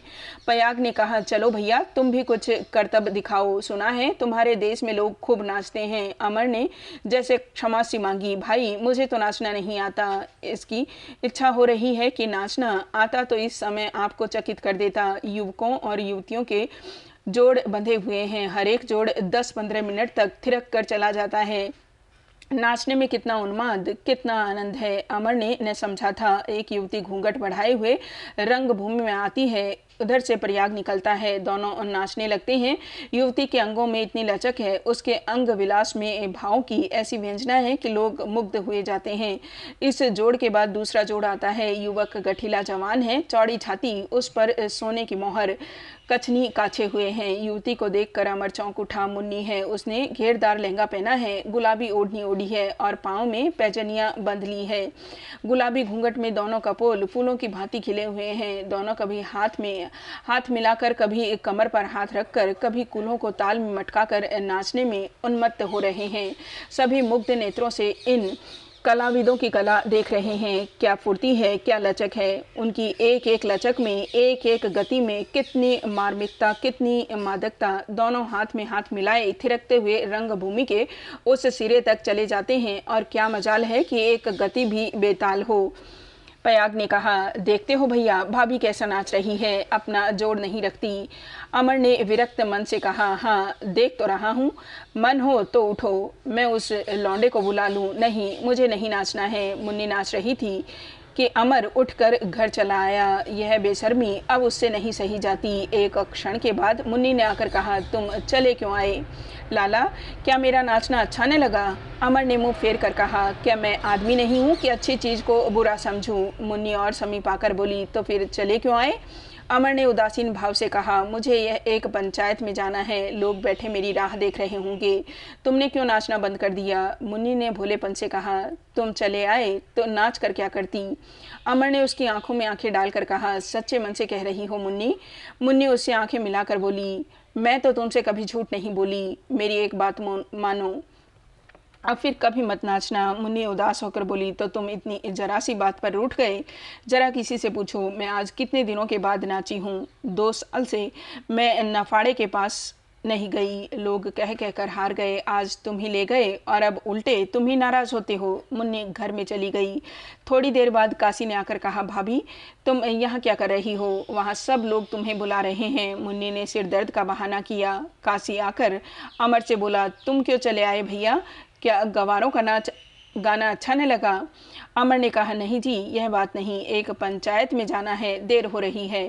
काशी बोला, भाभी नहीं जा रही है, इसका नाच देखने के बाद अब दूसरों का रंग नहीं जम रहा है, तुम चल कर कह दो तो शायद चली जाए। कौन रोज़ रोज़ यह दिन आता है, बिरादरी वाली बात है, लोग कहेंगे हमारे यहाँ काम आ पड़ा है तो मुंह छिपाने लगे। अमर ने धर्म संकट में पड़कर कहा, तुमने समझाया नहीं? फिर अंदर जाकर कहा, मुझसे नाराज़ हो गई मुन्नी। मुन्नी आंगन में आकर बोली, तुम मुझसे नाराज़ हो गए हो तो मैं तुमसे नाराज़ हो गई? अच्छा, मेरे कहने से चलो, जैसे बच्चे मछलियों को खिलाते हैं उसी तरह तुम मुझे खिला रहे हो। लाला, जब चाहा रुला दिया, जब चाहा हंसा दिया, मेरी भूल थी मुन्नी, क्षमा करो। लाला, अब तो मुन्नी तभी नाचेगी जब तुम उसका हाथ पकड़ कर कहोगे, चलो हम तुम नाचें। वह अब और किसी के साथ न नाचेगी तो अब नाचना सीखूं? मुन्नी ने अपनी विजय का अनुभव करके कहा, मेरे साथ नाचना चाहोगे तो आप सीखोगे, तुम सिखा दोगी? तुम मुझे रोज़ाना सिखा रहे हो, मैं तुम्हें नाचना सिखा दूंगी। अच्छा चलो। कॉलेज के सम्मेलनों में अमर कई बार ड्रामा खेल चुका था, स्टेज पर नाचा भी था, गाया भी था, पर उस नाच और इस नाच में बड़ा अंतर था। वह विलासियों की क्रमकीड़ा थी और यह श्रमिकों की स्वच्छंद के लिए। उसका दिल सहमा जाता था। उसने कहा, मुन्नी तुमसे एक वरदान मांगता हूँ। मुन्नी ने ठिठक कर कहा, तो तुम नाचोगे नहीं? यही तो तुमसे वरदान मांग रहा हूँ। अमर ठहरो ठहरो कहता रहा, पर मुन्नी लौट पड़ी। अमर भी अपनी कोठरी में चला आया और कपड़े पहनकर पंचायत में चला गया। उसका सम्मान बढ़ रहा है। आसपास के गांव में भी जब कोई पंचायत होती है तो उसे अवश्य बुलाया जाता है। सलोनी काकी ने अपने घर की जगह पाठशाला के लिए दे दी है। लड़के बहुत आने लगे हैं। उस छोटी सी कोठरी में जगह नहीं है। सलोनी से किसी ने जगह मांगी नहीं, कोई जवाब या दबाव भी नहीं डाला। बस एक दिन अमर और चौधरी बैठे बातें कर रहे थे कि नई पाठशाला कहाँ बनाई जाए। गांव में तो बैलों के बदने की जगह नहीं। सलोनी उनकी बातें सुनती रही, फिर एकाएक बोल उठी, मेरा घर क्यों नहीं ले लेते? 20 हाथ पीछे खाली जगह पड़ी है, क्या इतनी ज़मीन में तुम्हारा काम नहीं चलेगा? दोनों आदमी चकित होकर सलोनी का मुँह ताकने लगे। अमर ने पूछा, और तू रहेगी कहाँ काकी? सलोनी ने कहा, मुझे एक घर द्वार लेकर क्या करना है बेटा, तुम्हारी ही कोठरी में आकर एक कोने में पड़ी रहूंगी। गुदड़ ने मन में हिसाब लगाकर कहा, जगह तो बहुत निकल आएगी। अमर ने सिर हिलाकर कहा, मैं काकी का घर नहीं लेना चाहता, महंत जी से मिलकर गांव के बाहर पाठशाला बनवाऊंगा। काकी ने दुखित होकर कहा, क्या मेरी जगह में कोई छूत लगी है भैया? गुदड़ ने फैसला कर दिया, काकी का घर मदरसे के लिए ले लिया जाए, उसी में एक कोठरी अमर के लिए भी बना दी जाए। काकी अमर की झोपड़ी में रहेगी, एक किनारे गाय बैल बंध लेगी, एक किनारे पड़े रहेगी। आज सलोनी जितनी खुश है उतनी शायद और कभी न हुई हो। वही बुढ़िया जिसके द्वार पर कोई बैल बांध देता तो लड़ने को तैयार हो जाती, जो बच्चों को अपने द्वार पर गोलियां न खेलने देती, आज अपने पुरखों का घर देकर अपना जीवन सफल समझ रही है। यह कुछ असंगत सी बात है, पर दान कृपण ही दे सकता है। हाँ, दान का हेतु ऐसा होना चाहिए जो उसकी नज़र में उसके मर संचे हुए धन के योग्य हो। चटपट काम शुरू हो जाता है। घरों में लड़कियां निकल आई हैं, रस्सी निकल आई, मजदूर निकल आए, पैसे निकल आए, न किसी से कहना पड़ा न सुनना। वह उनकी अपनी शाला थी, उन्हीं के लड़के लड़कियां तो पढ़ती थी और इन 6-7 महीने में ही उन पर शिक्षा का कुछ असर भी दिखाई देने लगा था। अब वह साफ रहते थे, झूठ कम बोलते हैं, झूठे बहाने कम करते हैं, गालियाँ कम बकते हैं और घर से कोई चीज़ चुरा कर नहीं ले जाते, न उतनी जिद ही करते हैं। घर का जो कुछ काम होता है उसे शौक से करते हैं। ऐसी साला की कौन मदद न करेगा। फागुन का शीतल प्रभात सुनहरे वस्त्र पहने पहाड़ पर खेल रहा था। अमर कई लड़कों के साथ गंगा स्नान करके लौटा, पर आज अभी तक कोई आदमी काम करने नहीं आया। यह बात क्या है, और दिन तो उसके स्नान करके लौटने के पहले ही कारीगर आ जाते थे। आज इतनी देर हो गई और किसी का पता नहीं। सहसा मुन्नी सिर पर एक कलसा रखे आकर खड़ी हो गई। वही शीतल सुनहरा प्रभात उसके गे हुए मुखड़े पर मचल रहा था। अमर ने मुस्कुराकर कहा, यह देखो सूरज देवता तुम्हें घूर रहे हैं। मुन्नी ने कलसा उतार कर हाथ में ले लिया और बोली, तुम बैठे देख रहे हो? फिर एक क्षण के बाद उसने कहा, तुम तो जैसे आजकल गांव में रहते ही नहीं हो। मदरसा क्या बनने लगा, तुम्हारे दर्शन ही दुर्लभ हो गए। मैं डरती हूँ कहीं तुम सनक न जाओ। मैं तो दिन भर नहीं रहता हूँ, तुम अलबत्ता जाने कहाँ रहती हो। आज यह सब आदमी कहाँ चले गए, एक भी नहीं आया। गांव में है ही कौन, कहाँ चले गए सब? वाह, तुम्हें खबर ही नहीं। पहर रात सिरोमनपुर के ठाकुर की गाय मर गई, सब लोग वहीं गए हैं। आज घर घर शिकार बनेगा। अमर ने घृणा सूचक भाव से कहा, मरी गाय? हमारे यहाँ भी तो खाते हैं यह लोग। क्या जाने, मैंने कभी नहीं देखा। तुम तो? मुन्नी ने घृणा से मुंह बनाकर कहा, मैं तो उधर ताकती भी नहीं, समझती नहीं इन लोगों को। ओ, समझाने से माने जाते हैं और मेरे समझाने से। अमरकांत की वंशगत वैष्णववृत्ति इस घृणित पिशाच कर्म से जैसे मतलाने लगी। उसे सचमुच मतली हो गई। उसने छूतछात और भेदभाव को मन से निकाल डाला था, पर आखा ये वही पुरानी घृणा बनी हुई थी और वह 10-11 महीने से इन्हीं मुर्दा खोरों के घर भोजन कर रहा है। आज मैं खाना नहीं खाऊंगा मुन्नी, मैं तुम्हारा भोजन अलग पका दूंगी। नहीं मुन्नी, जिस घर में वह चीज़ पकेगी उस घर में मुझसे न खाया जाएगा। सहसा शोर सुनकर अमर ने आंखें उठाई तो देखा कि 15-20 आदमी बांस की बल्लियों पर उस मृतक गाय को लादे चले आ रहे हैं। सामने कई लड़के उछलते कूदते तालियां बजाते चले आते थे। कितना विभत्स दृश्य था। अमर वहां खड़ा न रह सका, गंगा तट की ओर भागा। मुन्नी ने कहा, तो भाग जाने से क्या होगा, अगर बुरा लगता है तो जाकर समझाओ। मेरी बात कौन सुनेगा मुन्नी? तुम्हारी बात न सुनेंगे तो और किसकी बात सुनेंगे लाला? और जो किसी ने न माना और जो मान गए, आओ कुछ कुछ बदलो। अच्छा क्या बदती हो, मान जाए तो मुझे एक अच्छी सी साड़ी ला देना और न माने तो तुम मुझे क्या दोगी, एक कौड़ी। इतनी देर में वह लोग और समीप आ गए। चौधरी सेनापति की भांति आगे आगे लप के चले आते थे। मुन्नी ने आगे बढ़कर कहा, ला तो रहे हो लेकिन लाला भागे जा रहे हैं। गुदड़ ने कौतूहल से पूछा, क्यों, क्या हुआ है? यही गाय की बात है, कहते हैं मैं तुम लोगों के हाथ का पानी न पीऊँगा। पयाग ने अकड़ कर कहा, बकने दो, न पिएंगे हमारे हाथ का पानी तो हम छोटे न हो जाएंगे। काशी बोला, आज बहुत दिनों के बाद शिकार मिला, उसमें भी यह बाधा।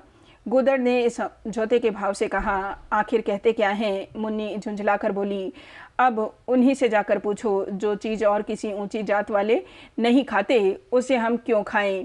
इसी से तो लोग हमें नीच समझते हैं। पयाग ने आवेश में कहा, तो हम कौन किसी ब्राह्मण ठाकुर के घर बेटी ब्याहने जाते हैं? ब्राह्मणों की तरह किसी के द्वार पर भीख मांगने तो नहीं जाते, यह तो अपना अपना रिवाज है। मुनि ने डांट बताई, यह कोई अच्छी बात है कि सब लोग हमें नीच समझे? जीव के स्वाद के लिए गाय वही रख दी गई। 2-3 आदमी गंडासे लेने दौड़े। अमर खड़ा देख रहा था कि मुन्नी मना कर रही है, पर कोई उसकी सुन नहीं रहा। उसने उधर से मुंह फेर लिया, जैसे उसके हो जाएगी। मुंह फेर लेने पर भी वही दृश्य उसकी आंखों में फिरने लगा। इस सत्य को वह कैसे भूल जाए कि उससे 50 कदम पर मुर्दा गाय की बोटियां की जा रही है, और वह उठकर गंगा की ओर भागा। गूदड़ ने उसे गंगा की ओर जाते देखकर चिंतित भाव से कहा, वह तो सचमुच गंगा की ओर भागे जा रहे हैं। बड़ा सनकी आदमी है, कहीं डूब डाब न जाए। प्रयाग बोला, तुम अपना काम करो, कोई नहीं डूबे डाबेगा, किसी को जान इतनी भारी नहीं होती। मुन्नी ने उसकी ओर कोप दृष्टि से देखा। जान उन्हें प्यारी होती है जो नीच है और नीच बने रहना चाहते हैं। जिसमें लाज है, जो किसी के सामने सिर नहीं नीचा करना चाहता, वह ऐसी बात पर जान भी दे सकता है। पयाग ने ताना मारा, उनका बड़ा पक्ष ले रही हो भाभी, क्या सगाई की ठहर गई है? मुन्नी ने आहत कंठ से कहा, दादा तुम सुन रहे हो इनकी बातें और मुँह नहीं खोलते। उनसे सगाई कर लूँगी तो क्या तुम्हारी हंसी हो जाएगी? और जब मेरे मन में वह बात आ जाएगी तो कोई रोक भी न सकेगा। अब इसी बात पर मैं देखती हूँ कि कैसे घर में शिकार जाता है। पहले मेरी गर्दन पर गंडासा चलेगा। मुन्नी बीच में घुसकर गाय के पास बैठ गई और ललकार कर बोली, अब जिसे गंडासा चलाना हो चलाए, बैठी हूँ। पयाग ने कातर भाव से कहा, हत्या के बल खेलती खाती हो और क्या? मुन्नी बोली, तुम ही जैसों ने बिरादरी को इतना बदनाम कर दिया है, इस पर कोई जाता है तो लड़ने को तैयार हो जाते हो। गूदड़ चौधरी गहरे विचार में डूब खड़े थे। दुनिया में हवा किस तरह चल रही है, इसकी भी उन्हें कुछ खबर थी। कई बार इस विषय पर अमरकांत से बातचीत कर चुके थे। गंभीर भाव से बोले, भाइयों, यहाँ गांव के सब आदमी जमा हैं, बताओ अब क्या सलाह है? एक चौड़ी छाती वाला युवक बोला, सलाह जो तुम्हारी है वही सबकी है। चौधरी तो तुम हो? पयाग ने अपने बाप को विचलित होते देख दूसरों को ललकार कर कहा, खड़े मुंह क्या ताकते हो? इतने जने हो, क्यों नहीं मुन्नी का हाथ पकड़कर हटा देते? मैं गंडासा लिए खड़ा हूँ। मुन्नी ने क्रोध से कहा, मेरा ही मांस खा जाओगे तो कौन हर्ज है, वह भी तो मांस ही है। और किसी को आगे बढ़ते न देखकर प्रयाग ने खुद आगे बढ़कर मुन्नी का हाथ पकड़ लिया और उसे वहाँ से घसीटना चाहता था कि काशी ने उसे जोर से धक्का दिया और लाल आंखें करके बोला, भैया अगर उसके देह पर हाथ रखा तो खून हो जाएगा। कह देता हूँ, हमारे घर में इस गौ मांस की गंध तक न जाने पाएगी। आए वहाँ से बड़े वीर बनकर।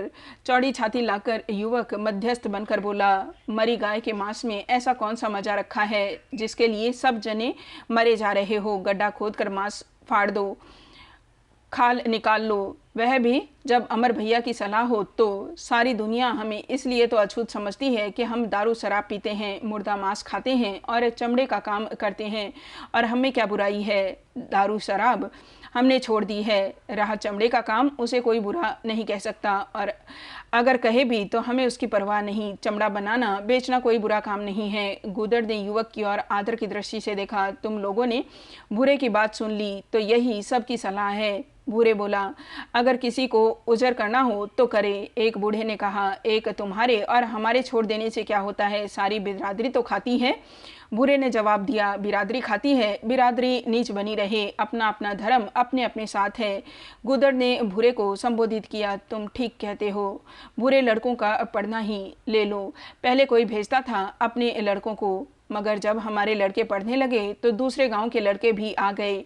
काशी बोला, मुर्दा मांस न खाने के अपराध का दंड बिरादरी हमें न देगी, इसका मैं जिम्मा लेता हूँ। देख लेना, आज की बात सांझ तक चारों ओर फैल जाएगी और वह लोग भी यही कहेंगे, अमर भैया का कितना मान है, किसकी मजाल है कि उनकी बात को काट ले। पयाग ने देखा अब दाल न गलेगी तो सबको धिक्कार कर बोला, अब मेहरियों का राज है, मेहरियाँ जो कुछ न करे वह थोड़ा।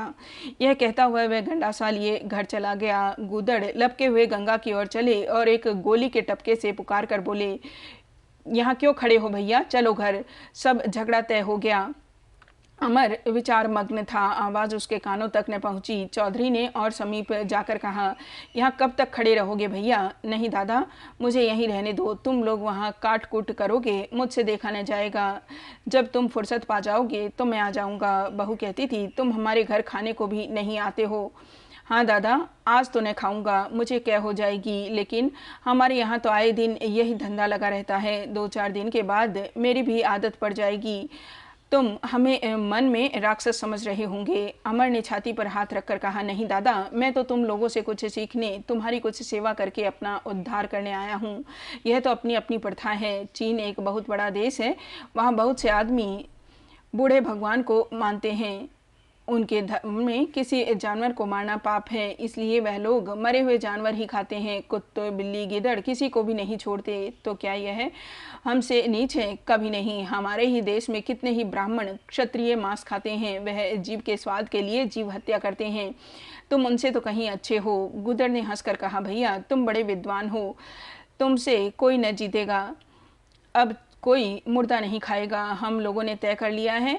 हमने क्या तय किया? बहू ने तय किया, मगर खाल तो न फेंकनी होगी। अमर ने प्रसन्न होकर कहा, नहीं दादा, खाल क्यों फेंकोगे? जूते बनाना तो सबसे बड़ी सेवा है। मगर क्या भाभी बहुत बिगड़ी थी? गुदड़ बोला, बिगड़ी ही नहीं थी भैया, वह तो जान देने को तैयार थी। गाय के पास बैठ गई और बोली, अब चलाओ गंडासा। पहला गंडासा मेरी गर्दन पर होगा, फिर उसकी हिम्मत देखो कि गंडासा न चला। अमर का हृदय जैसे एक छलांग मारकर मुन्नी के चरणों पर लौटने लगा। कई महीने गुजर गए। गांव में फिर मुर्दा मांस ने आया। आश्चर्य की बात तो यह थी कि दूसरे गांव के चमारों ने भी मुर्दा मांस खाना छोड़ दिया। शुभ उद्योग कुछ संक्रामक होता है। अमर की शाला अब नई इमारत में आ गई थी। शिक्षा का लोगों को कुछ ऐसा चस्का पड़ गया था कि जवान तो जवान, बूढ़े भी आ बैठते और कुछ न कुछ सीख जाते। अमर की शिक्षा शैली आलोचनात्मक थी। अन्य देशों की सामाजिक और राजनीतिक प्रगति, नए नए आविष्कार, नए नए विचार उसके मुख्य विषय थे। देश देशांतरों के रस्मों रिवाज, आचार विचार की कथा सभी चाव से सुनते थे। उसे यह देखकर कभी कभी विस्मय होता था कि ये निरक्षर लोग जटिल सामाजिक सिद्धांतों को कितनी आसानी से समझ जाते हैं। सारे गांव में एक नया जीवन प्रवाहित होता हुआ जान पड़ता। छूत छात का जैसे लोप हो गया था। दूसरे गांव की ऊंची जातियों के लोग भी अक्सर आ जाते थे। दिन भर के परिश्रम के बाद अमर लेटा हुआ एक उपन्यास पढ़ रहा था कि मुन्नी आकर खड़ी हो गई। अमर पढ़ने में इतना लिप्त था कि मुन्नी के आने की उसको खबर न हुई थी। राजस्थान की वीर नारियों के बलिदान की कथा थी, उस उज्जवल बलिदान की जिसकी संसार के इतिहास में कहीं मिसाल नहीं है, जिसे पढ़कर आज भी हमारी गर्दन गर्व से उठ जाती है। जीवन को किसने इतना तुच्छ समझा होगा? कुल मर्यादा की रक्षा का ऐसा अलौकिक आदर्श और कहाँ मिलेगा? आज का बुद्धिवाद उन वीर माताओं पर चाहे जितना कीचड़ फेंक ले, हमारी श्रद्धा उनके चरणों पर सदैव सिर झुकाती रहेगी।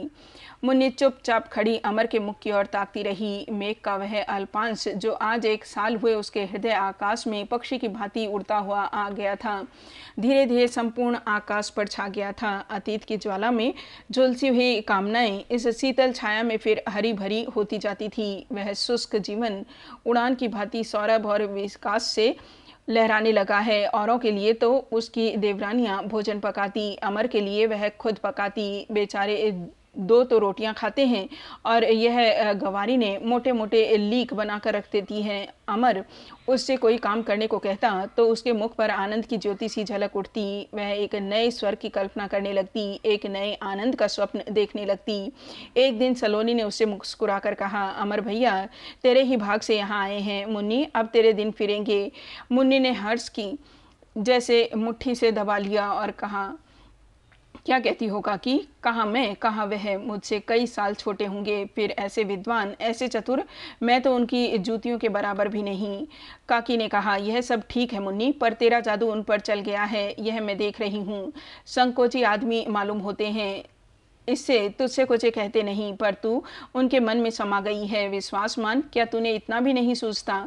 तुझे उनकी शर्म दूर करनी पड़ेगी। मुन्नी ने पुलकित होकर कहा था, तुम्हारी असीस है काकी, तो मेरा मनोरथ भी पूरा हो जाएगा। मुन्नी एक क्षण अमर को देखती रही, तब झोपड़ी में जाकर उसकी खाट निकाल लाई। अमर का ध्यान टूटा, बोला, रहने दो, मैं अभी बिछा लेता हूँ। तुम मेरा इतना दुलार करोगी मुन्नी तो मैं आलसी हो जाऊँगा। आओ तुम्हें हिंदू देवियों की कथा सुनाऊँ। कोई कहानी है क्या? नहीं, कहानी नहीं, सच्ची बात है। अमर ने मुसलमानों के हमले, क्षत्राणियों के जौहर और राजपूत वीरों के शौर्य की चर्चा करते हुए कहा, उन देवियों की आग में जल मरना मंजूर था, यह मंजूर न था कि पर पुरुष की निगाह भी उन पर पड़े। अपनी आन पर मर मिटती थी। हमारी देवियों का यह आदर्श था। आज यूरोप का क्या आदर्श है? जर्मन सिपाही फ्रांस पर चढ़ जाएं और पुरुषों से गांव खाली हो जाए तो फ्रांस की नारियां जर्मन सैनिकों ही से प्रेम क्रीड़ा करने लगी। मुन्नी नाक सिकोड़ कर बोली, बड़ी चंचल है सब, लेकिन उन स्त्रियों से जीते जी कैसे जला जाता था। अमर ने पुस्तक बंद कर दी। बड़ा कठिन है मुन्नी, यहाँ तो जरा सी चिंगारी लग जाती है तो बिलबिला उठते हैं, तभी तो आज सारा संसार उनके नाम के आगे सिर झुकाता है। मैं तो जब तक यह कथा पढ़ता हूँ तो रोए खड़े हो जाते हैं। यही जी कर चाहता है कि जिस पवित्र भूमि पर उन देवियों की चिताएं बनी, उनकी राख सिर पर चढ़ाऊं, आंखों में लगाऊं और वहीं मर जाऊं। मुन्नी किसी विचार में डूबी भूमि की ओर ताक रही थी। अमर ने फिर कहा, कभी कभी तो ऐसा हो जाता था कि पुरुषों को घर के माया मोह से मुक्त करने के लिए स्त्रियां लड़ाई के पहले ही जोहर कर लेती थी। आदमी की जान इतनी प्यारी होती है कि बूढ़े भी मरना नहीं चाहते। हम नाना कष्ट झेलकर भी जीते हैं। बड़े बड़े ऋषि महात्मा भी जीवन का मोह नहीं छोड़ सकते, पर उन देवियों के लिए जीवन खेल था। मुन्नी अब भी मौन खड़ी थी। उसके मुख का रंग उड़ा हुआ था, मानो कोई दुस्सह अंतर्वेदना हो रही है। अमर ने घबरा कर पूछा, कैसा जी है मुन्नी? चेहरा क्यों उतर रहा है? मुन्नी ने क्षीण मुस्कान के साथ कहा, मुझसे पूछते हो क्या हुआ है? कुछ बात तो है, मुझसे छिपाती हो? नहीं जी, कोई बात नहीं। 1 मिनट के बाद उसने फिर कहा, तुमसे आज अपनी कथा कहूँ, सुनोगे? बड़े हर्ष से। मैं तो तुमसे कई बार कह चुका, तुमने सुनाई ही नहीं। मैं तुमसे डरती हूँ, तुम मुझे नीच और क्या क्या समझने लगोगे। अमर ने मानो क्षुब्धा होकर कहा, अच्छी बात है, मत कहो। मैं तो जो कुछ हूँ वही रहूँगा, तुम्हारे बनाने से तो नहीं बन सकता। मुन्नी ने हार कर कहा, तुम तो लाला जरा सी बात पर चिढ़ जाते हो, जब ही स्त्री से तुम्हारी नहीं पड़ती। अच्छा लो सुनो, जो जी में आई समझना। मैं जब काशी में चली तो थोड़ी देर तक तो मुझे होश ही नहीं रहा। कहाँ जाती हूँ, क्यों जाती हूँ, कहाँ से आती हूँ। फिर मैं रोने लगी। अपने प्यारों का मोह सफ़र की भांति मन में उमड़ पड़ा और मैं उसमें डूबने उतार आने लगी। अब मालूम हुआ क्या कुछ खोकर चली आ रही हूँ। ऐसा जान पड़ता था कि मेरा बालक मेरी गोद में आने के लिए हुमक रहा है। ऐसा मोह मेरे मन में कभी न जागा था। मैं उसकी याद करने लगी, उसका हंसना और रोना, उसकी तोतली बातें, उसका लटपटाते हुए चलना, उसे चुप कराने के लिए चंदा मामू को दिखाना, सुलाने के लिए लोरियां सुनाना।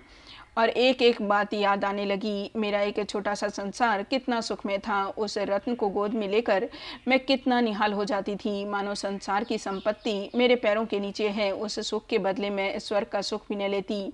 जैसे मन की सारी अभिलाषाएं उसी बालक में आकर जमा हो गई हो। अपना टूटा फूटा झोपड़ा, अपने मैले कुचैले कपड़े, अपना नंगा बोचापन, कर्ज दाम की चिंता, अपनी दरिद्रता, अपना दुर्भाग्य, ये सभी पैने कांटे जैसे फूल बन गए। अगर कोई कामना थी तो यह है कि मेरे लाल को कुछ न हो पाए। और आज उसी को छोड़कर मैं न जाने कहाँ चली जा रही थी। मेरा चित्त चंचल हो गया। मन की सारी स्मृतियाँ सामने दौड़ने वाले वृक्षों की तरह जैसे मेरे साथ दौड़ी चली आ रही थी, और उन्हीं के साथ मेरा बालक भी जैसे मुझे दौड़ता चला आता था। आखिर मैं आगे न जा सकी। दुनिया हंसती है, हंसे बिरादरी निकालती है, निकाल दे। मैं अपने लाल को छोड़कर न जाऊंगी। मेहनत मजदूरी करके भी तो अपना निबाह कर सकती हूँ। अपने लाल को आंखों से देखती तो रहूँगी, उससे मेरी गोद से कौन छीन सकता है। मैं उसके लिए मरी हूँ। मैंने उसे अपने रक्त से सिरचा है, वह मेरा है, उस पर किसी का अधिकार नहीं। ज्यों ही लखनऊ आया मैं गाड़ी से उतर पड़ी। मैंने निश्चय कर लिया, लौटती गाड़ी से काशी चली जाऊंगी। जो कुछ होना होगा होगा। मैं कितनी देर प्लेटफार्म पर खड़ी रही मालूम नहीं। बिजली की बत्तियों से सारा स्टेशन जगमगा रहा था। मैं बार बार कुलियों से पूछती थी, काशी की गाड़ी कब आएगी। कोई 10 बजे मालूम हुआ गाड़ी आ रही है। मैंने अपना सामान संभाला, दिल धड़कने लगा। गाड़ी आ गई। मुसाफिर चढ़ने उतरने लगे। कुली ने आकर कहा, असबाब जनाने डिब्बे में रखे कि मर्दाने में। मेरे मुंह से आवाज़ न निकली। कुली ने मेरे मुंह की ओर ताकते हुए फिर पूछा, जनाने डिब्बे में रख दूं असबाब? मैंने कातर होकर कहा, मैं इस गाड़ी से न जाऊंगी, अब दूसरी गाड़ी 10 बजे दिन को मिलेगी, मैं उसी गाड़ी से जाऊंगी। तो असबाब बाहर ले चलूं या मुसाफिर खाने में? मुसाफिर खाने में, अमर ने पूछा। तुम उस गाड़ी से चली क्यों न गई? मुन्नी कांपते हुए स्वर में बोली। न जाने कैसा मन होने लगा, जैसे कोई मेरे हाथ पांव बांधे लेता हो, जैसे मैं गौ हत्या करने जा रही हूँ। उन्हें ढेर कोढ़ भरे हाथों से मैं अपने लाल को कैसे उठाऊंगी? मुझे अपने पति पर क्रोध आ रहा था, वह मेरे साथ आया क्यों नहीं? अगर उसे मेरी परवाह होती तो मुझे अकेली आने देता, इस गाड़ी से वह भी आ सकता था। जब उसकी इच्छा नहीं है तो मैं न जाऊंगी। और न जाने कौन कौन सी बातें मेरे मन में आकर मुझे जैसे बलपूर्वक रोकने लगी। मैं मुसाफिर खाने में मन मारे बैठी थी कि एक मर्द अपनी औरत के साथ आकर मेरे ही समीप दरी बिछाकर बैठ गया। औरत की गोद में लगभग 1 साल का बालक था। ऐसा सुंदर बालक, ऐसा गुलाबी रंग, जैसी एक कटोरी जैसी आंखें, ऐसे मक्खन सी देह में तन्मय होकर देखने लगी और अपने पराये की सुधि भूल गई। ऐसा मालूम हुआ यह मेरा बालक है। बालक माँ की गोद से उतरकर धीरे धीरे रेंगता हुआ मेरी ओर आया। मैं पीछे हट गई, बालक फिर मेरी तरफ चला। मैं दूसरी ओर चली गई। बालक ने समझा मैं उसका अनादर कर रही हूँ, रोने लगा। फिर भी मैं उसके पास न आई। उसकी माता ने मेरी ओर रोष भरी आंखों से देखकर बालक को दौड़कर उठा लिया, पर बालक मचलने लगा और बार बार मेरी ओर हाथ बढ़ाने लगा। पर मैं दूर खड़ी रही। ऐसा जान पड़ता था मेरे हाथ कट गए हैं, जैसे मेरे हाथ लगाते ही वह सोने का बालक कुछ और हो जाएगा, उसमें से कुछ निकल जाएगा।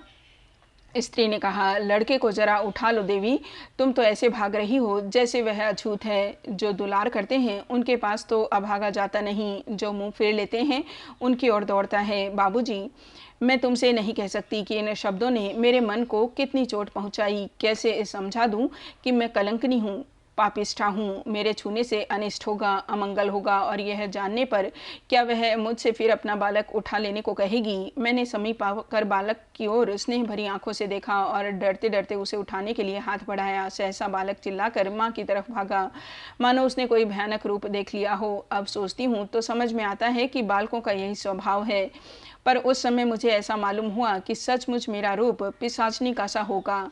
मैं लज्जित हो गई। माता ने बालक से कहा, अब जाता क्यों नहीं है?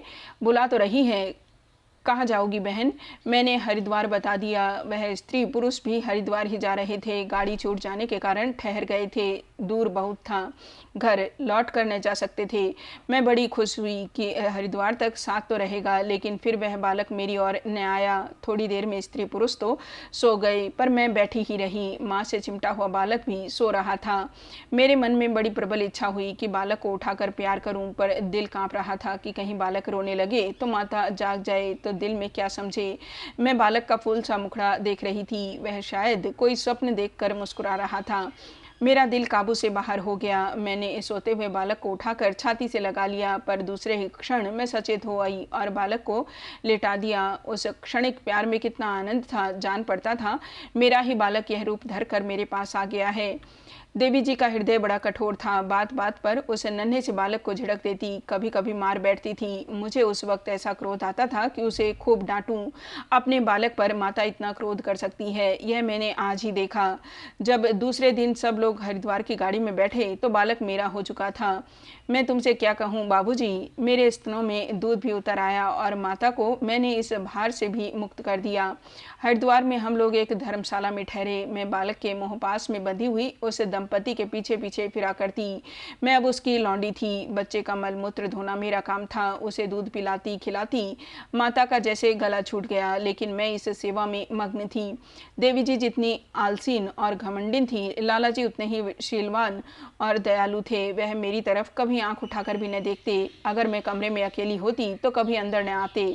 कुछ कुछ तुम्हारे ही जैसा स्वभाव था, मुझे उन पर दया आती थी। उस कर्कशा के साथ उनका जीवन इस तरह कट रहा था मानो बिल्ली के पंजे में चूहा हो। वह उन्हें बात बात पर झिड़कती, बेचारे खिसिया कर रह जाते। 15 दिन बीत गए थे। देवी जी ने घर लौटने के लिए कहा। बाबूजी अभी वहाँ कुछ दिन और रहना चाहते थे। इस बात पर तकरार हो गई। मैं बरामदे में बालक को लिए खड़ी थी।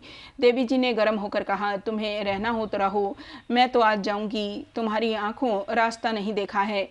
पति ने डरते डरते कहा, यहाँ 10-5 दिन रहने में हर्ज ही क्या है? मुझे तो तुम्हारे स्वास्थ्य में अभी कोई तब्दीली नहीं दिखती। आप मेरे स्वास्थ्य की चिंता छोड़िए, मैं इतनी जल्द नहीं मरी जा रही हूँ। सच कहते हो तुम मेरे स्वास्थ्य के लिए यहाँ ठहरना चाहते हो, और किस लिए आया था? आए चाहे जिस काम के लिए हो, पर तुम मेरे स्वास्थ्य के लिए नहीं ठहर रहे हो। यह पंक्तियाँ उन स्त्रियों को पढ़ाओ जो तुम्हारे हथकंडे न जानती हो। मैं तुम्हारी नस नस पहचानती हूँ। तुम ठहरना चाहते हो विहार के लिए, क्रीड़ा के लिए। बाबूजी ने हाथ जोड़कर कहा, अच्छा अब रहने दो बिन्नी, कलंकित न करो, मैं आज ही चला जाऊँगा। देवी जी इतनी सस्ती विजय पाकर प्रसन्न न हुई। अभी उनके मन का गुबार तो निकलने ही पाया था। बोली, हाँ चले क्यों न चलोगे, यही तो तुम चाहते थे। यहाँ पैसे खर्च होते हैं, न ले जाकर उसी काल कोठरी में डाल दो। कोई मरे या जिए, तुम्हारी बला से एक मर जाएगी तो दूसरी फिर आ जाएगी, बल्कि और नई हवेली, तुम्हारी चांदी ही चांदी। सोचा था यहाँ कुछ दिन रहूंगी, पर तुम्हारे मारे कहीं रह न पाऊँ। भगवान भी नहीं उठा लेते कि गला छूट जाए। अमर ने पूछा, उन बाबूजी ने सचमुच कोई शरारत की थी या मिथ्या आरोप था? मुन्नी ने मुंह फेर कर मुस्कुराते हुए कहा, लाला तुम्हारी समझ बड़ी मोटी है। वह डायन मुझ पर आरोप कर रही थी। बेचारे बाबूजी दबे जाते थे कि कहीं वह चुड़ैल बात खोलकर न कह दे। हाथ जोड़ते थे, मिन्नत करते थे, पर वह किसी तरह रास न होती थी। आंखें मटका कर बोली, भगवान ने मुझे भी आंखें दी हैं, अंधी नहीं हूँ। मैं तो कमरे में पड़ी पड़ी कर रहा हूँ और तुम बाहर गुलछर्रे उड़ाओ। दिल बहलाने को कोई सगल चाहिए। धीरे धीरे मुझ पर रहस्य खुलने लगा। मन में ऐसी ज्वाला उठी कि अभी उसका मुंह नोच लूँ। मैं तुमसे कोई पर्दा नहीं रखती लाला। मैंने बाबूजी की ओर आंखें उठाकर कभी न देखा था, पर यह चुड़ैल मुझे कलंक लगा रही थी। बाबूजी का लिहाज न होता तो मैं उसे चुड़ैल का मिजाज ठीक कर देती। जहाँ सुई न चुभे वहाँ गाल चुभाई देती। आखिर बाबूजी को भी क्रोध आया। तुम बिल्कुल झूठ बोलती हो, सरासर झूठ। मैं सरासर झूठ बोलती हूँ? हाँ सरासर झूठ बोलती हो। खा जाओ अपने बेटे की कसम। मैं नहीं, मुझे चुपचाप वहाँ से टल जाना चाहिए था, लेकिन अपने इस मन को क्या करूँ जिससे अन्याय नहीं देखा जाता। मेरा चेहरा मारे क्रोध के तमतमा उठा। मैंने उसके सामने जाकर कहा, बाबूजी बस अब जबान बंद करो, नहीं तो अच्छा न होगा। मैं कह दे कि तुम सिर चढ़ती जाती हो। मैं तुम्हें शरीफ समझकर तुम्हारे साथ ठहर गई थी। अगर जानती कि तुम्हारा स्वभाव इतना नीच है तो तुम्हारी परछाई से भागती। मैं हरजाई नहीं हूँ, न अनाथ हूँ। भगवान की दया से मेरे पति भी हैं, पुत्र भी हैं। किस्मत का खेल है कि यहाँ अकेली पड़ी हूँ। मैं तुम्हारे पति को पैर धोने की जोग भी नहीं समझती। मैं उसे बुलाए देती हूँ, तुम भी देख लो। बस आज और कल रह जाओ। अभी मेरे मुंह से पूरी बात भी न निकलने पाई थी कि मेरे स्वामी मेरे लाल को गोद में लिए आकर आंगन में खड़े हो गए और मुझे देखते ही लपक कर मेरी तरफ चले। मैं उन्हें देखते ही ऐसी घबरा गई मानो कोई सिंह आ गया हो। तुरंत अपनी कोठरी में जाकर भीतर से द्वार बंद कर लिए। छाती फड़क रही थी, पर किवाड़ की दरार में आंख लगाए देख रही थी। स्वामी का चेहरा संवलाया हुआ था, बालों पर धूल जमी हुई थी। पीठ पर कंबर और लुटिया डोर रखे हाथ में लंबा लठ लिए भौचक्के से खड़े थे। बाबूजी ने बाहर आकर स्वामी से पूछा, अच्छा आप ही इनके पति हैं? आप खूब आए। अभी तो वह आप ही की चर्चा कर रही थी। आइए कपड़े उतारिए। मगर बहन भीतर क्यों भाग गई? क्या परदेश में कौन पर्दा? मेरे स्वामी को तो तुमने देखा ही है। उनके सामने बाबूजी बिल्कुल ऐसे लगते थे जैसे सांड के सामने नाटा बैल। स्वामी जी ने बाबूजी को जवाब न दिया। मेरे द्वार पर आकर बोले, मुन्नी यह क्या अंधेर करती हो? मैं 3 दिन से तुम्हें खोज रहा हूँ, आज मिली भी तो भीतर जा बैठी। ईश्वर के लिए किवाड़ खोल दो और मेरी दुख कथा सुन लो, फिर तुम्हारी जो इच्छा हो करना। मेरी आंखों से आंसू बह रहे थे। जी चाहता था कि किवाड़ खोलकर बच्चे को गोद में ले लूं, पर न जाने मन में किसी कोने में ऐसा बैठा हुआ कह रहा था कि खबरदार, जो बच्चे को गोद में लिया। जैसे कोई प्यास से तड़पता हुआ आदमी पानी के बर्तन देखकर टूटे, पर कोई उससे कह दे पानी झूठा है। एक मन कहता था, स्वामी का अनादर मत कर। ईश्वर ने जो पत्नी और माता का नाता जोड़ दिया है वह क्या किसी के तोड़े टूट सकता है? दूसरा मन कहता था, तू अब अपने पति को पति और पुत्र को पुत्र नहीं कह सकती। क्षणिक मोह के आवेश में पड़कर तू क्या उन दोनों को कलंकित कर देगी? मैं किवाड़ छोड़कर खड़ी हो गई। बच्चे ने किवाड़ को अपनी नन्ही नन्ही हथेलियों के द्वारा ढकेलने के लिए जोर लगाकर कहा, त्याल थोलो। यह तोतले बोल कितने मीठे थे। जैसे सन्नाटे में किसी शंका से भयभीत होकर हम गाने लगते हैं, अपने शब्दों से डुल के होने की कल्पना कर लेते हैं। मैं भी इस समय अपने उमड़ते हुए प्यार को रोकने के लिए बोल उठी, तुम क्यों मेरे पीछे पड़े हो? क्यों नहीं समझ लेते कि मैं मर गई? तुम ठाकुर होकर भी इतने दिल के कच्चे हो। एक तुच्छ नारी के लिए अपना कुल मर्यादा डुबाए देते हो। जाकर अपना ब्याह कर लो और अब बच्चे को पालो। इस जीवन में मेरा तुमसे कोई नाता नहीं है। हाँ, भगवान से यही मांगती हूँ कि दूसरे जन्म में तुम फिर मुझे मिलो। क्यों मेरी टेक तोड़ रहे हो? मेरे मन में क्यों मोह में डाल रहे हो? पतिता के साथ तुम सुख से न रहोगे। मुझ पर दया करो, आज ही चले जाओ, नहीं मैं सच कहती हूँ जहर खा लूँगी। स्वामी ने करुण आग्रह से कहा, मैं तुम्हारे लिए अपनी कुल मर्यादा, भाई बंद सब कुछ छोड़ दूंगा। मुझे किसी की परवाह नहीं। घर में आग लग जाए मुझे चिंता नहीं। मैं या तो तुम्हें लेकर जाऊंगा या यहीं गंगा में डूब मरूंगा। अगर मेरे मन में तुमसे रत्ती भर मैल हो तो भगवान मुझे 100 बार नरक दे। अगर तुम्हें नहीं चलना है तो तुम्हारा बालक तुम्हें सौंप कर मैं जाता हूँ। इसे मारो या जिलाओ, मैं फिर तुम्हारे पास न आऊँगा। अगर कभी सुधी आए तो चुल्लू भर पानी दे देना। लाला सोचो मैं कितने बड़े संकट में पड़ी हुई थी। स्वामी इन बात के धनी हैं, यह मैं जानती थी। प्राण को वह कितना तुच्छ समझते हैं यह भी मुझसे छिपाने था। फिर भी मैं अपना हृदय कठोर किए रही। जरा भी नर्म पड़ती और सर्वनाश हुआ। मैंने पत्थर का कलेजा बनाकर कहा, अगर तुम बालक को मेरे पास छोड़ कर गए तो उसकी हत्या तुम्हारे ऊपर होगी, क्योंकि मैं उसके दुर्गति देखने के लिए जीना नहीं चाहती। उसके पालने का भार तुम्हारे ऊपर है। तुम जानो, तुम्हारा काम जाने। मेरे लिए जीवन में अगर कोई सुख था तो यही कि मेरा पुत्र और स्वामी कुशल से हैं। तुम मुझसे यह सुख छीन लेना चाहते हो, छीन लो, मगर याद रखो वह मेरे जीवन का आधार है। मैंने देखा स्वामी ने बच्चे को उठा लिया, जिसे एक क्षण पहले गोद से उतार दिया था, और उल्टे पांव लौट पड़े। उनकी आंखों से आंसू जारी थे और नहीं कांप रहे थे। देवी जी ने भलमनसी से काम लेकर स्वामी को बैठाना चाहा। पूछने लगी, क्या बात है, क्यों रूठी हुई है? पर स्वामी ने कोई जवाब न दिया। बाबू साहब फाटक तक उन्हें पहुंचाने गए। कह नहीं सकती दोनों जनों में क्या बातें हुई, पर अनुमान करती हूँ कि बाबूजी ने मेरी प्रशंसा की होगी। मेरा दिल अब भी कांप रहा था कि कहीं स्वामी सचमुच आत्मघात न कर ले। देवियों और देवताओं की मनोतियाँ कर रही थी कि मेरे प्यारों की रक्षा करना। जो ही बाबूजी लौटे, मैंने धीरे से किवाड़ खोलकर पूछा, किधर गए? कुछ और कहते थे? बाबूजी ने तिरस्कार भरी आंखों से देखकर कहा, कहते क्या? मुंह से आवाज भी तो निकले। हिचकी बंधी हुई थी। अब भी कुशल हैं, जाकर रोक लो। वह गंगा जी की ओर ही गए हैं। तुम इतने दयावान होकर भी इतनी कठोर हो, यह आज ही मालूम हुआ। गरीब बच्चों की तरह हट ठठ रो रहा था। मैं संकट की उस दशा को पहुंच चुकी थी जब आदमी परायों को अपना समझ लेते हैं। डांट कर बोली, तब भी तुम दौड़े यहाँ चले आए। उनके साथ कुछ देर रह जाते तो छोटे न हो जाते और न यहाँ देवी जी को कोई उठा ले जाता। इस समय वह आपे में नहीं है, फिर भी तुम उन्हें छोड़कर भागे चले आए। देवी जी बोली, यहाँ न दौड़े आते तो क्या जाने मैं कहीं निकल भागती। तो आकर घर में बैठो, मैं जाती हूँ। पकड़ कर घसीट न लाऊं तो अपने बाप की नहीं। धर्मशाला में 20 ही यात्री टिके हुए थे। सब अपने अपने द्वार पर खड़े यह तमाशा देख रहे थे। देवी जी ज्यों ही निकली, 4-5 आदमी उनके साथ हो लिए। आधा घंटे से में लौट आए। मालूम हुआ कि वह स्टेशन की तरफ चले गए। मैं जब उन्हें गाड़ी पर सवार होते न देख लूं, चैन न आए। गाड़ी प्रातःकाल जाएगी, रात भर वे स्टेशन पर रहेंगे। जो ही अंधेरा हो गया मैं स्टेशन जा पहुंची। वह एक वृक्ष के नीचे कंबल बिछाए बैठे हुए थे। मेरा छोटा बच्चा लोटे को गाड़ी बनाकर डोर से खींच रहा था। बार बार गिरता था और उठकर खींचने लगता था। मैं एक वृक्ष की आड़ में बैठकर यह तमाशा देखने लगी। तरह तरह की बातें मन में आने लगी। बिरादरी का ही तो डर है। मैं अपने पति के साथ किसी दूसरी जगह रहने लगूं तो बिरादरी क्या कर लेगी। लेकिन क्या अब मैं वह हो सकती हूँ जो पहले थी? एक क्षण के बाद फिर वही कल्पना। स्वामी ने साफ कहा है कि उनका दिल साफ है, बातें बनाने की उनकी आदत नहीं। तो वह कोई बात कहेंगे ही क्यों जो मुझे लगे।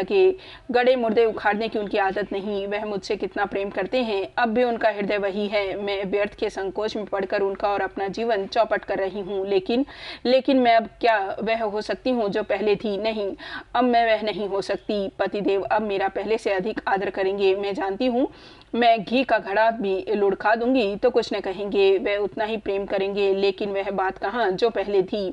अब तो मेरी दशा उस रोगनी की सी होगी जिसे कोई भोजन रुचिकर नहीं होता। तो फिर मैं जिंदा ही क्यों रहूं? जब जीवन में कोई सुख नहीं, कोई अभिलाषा नहीं, तो वह व्यर्थ है। कुछ दिन और रो लिया तो इससे क्या? कौन जानता है क्या क्या कलंक सहने पड़े, क्या क्या दुर्दशा हो। मर जाना कहीं अच्छा। यह निश्चय करके मैं उठी। सामने ही पतिदेव सो रहे थे। बालक भी पड़ा सोता था। ओह, कितना प्रबल बंधन था। जैसे सुम का धन हो, वह उसे एक खाता नहीं, देता नहीं। इसके लिए और कोई क्या संतोष है कि जिसके पास धन है, इस बात से ही उसके मन में कितना बल आ जाता है। मैं उसी मोह को तोड़ने जा रही थी। मैं डरते डरते जैसे प्राणों को आंखों में लिए पतिदेव के समीप गई, पर वहां एक क्षण भी खड़ी न रह सकी। जैसे लोहा खींचकर चुंबक से जा चिमटता है, उसी तरह मैं उसके मुख की ओर खींचकर जा रही थी। मैंने अपने मन का सारा बल लगाकर उसका मुंह तोड़ दिया और उसी आवेश में दौड़ी हुई गंगा के तट पर आई। मुंह अब भी मन से चिपटा हुआ था। मैं गंगा में कूद पड़ी। अमर ने कातर होकर कहा, अब नहीं सुना जाता मुन्नी, फिर कभी नहीं कहना। मुन्नी मुस्कुराकर बोली, वाह, अब रह क्या गया। मैं कितनी देर पानी में रही कह नहीं सकती। जब होश आया तो इसी घर में पड़ी हुई थी। मैं बहती चली जाती थी। प्रातःकाल चौधरी का बड़ा लड़का सुमेर गंगा नहाने गया और मुझे उठा लाया। तब से मैं यहीं हूँ। अछितों की इस झोपड़ी में मुझे जो सुख और शांति मिली उसका बखान क्या करूँ। काशी और प्रयाग मुझे भाभी कहते हैं, पर सुमेर मुझे बहन कहता था।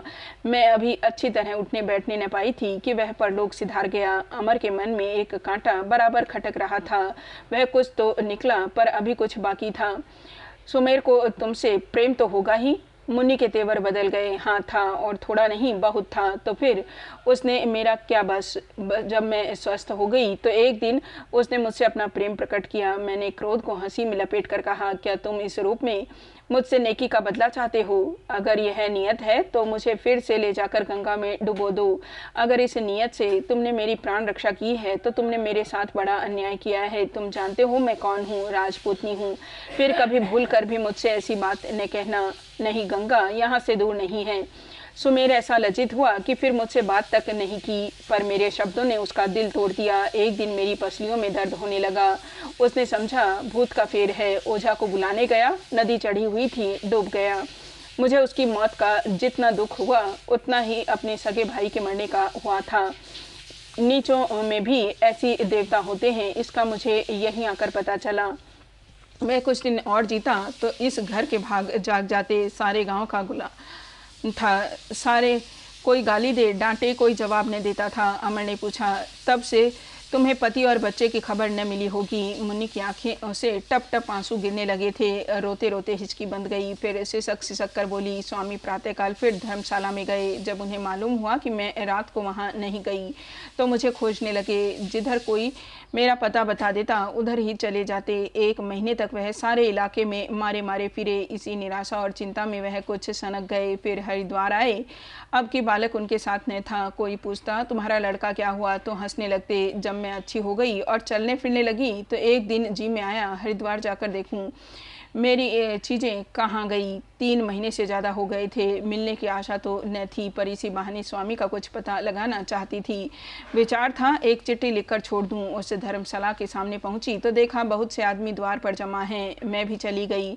एक आदमी की लाश थी। लोग कह रहे थे वही पागल है, वही जो अपनी बीवी को खोजता फिरता था। मैं पहचान गई, वह मेरे स्वामी थे।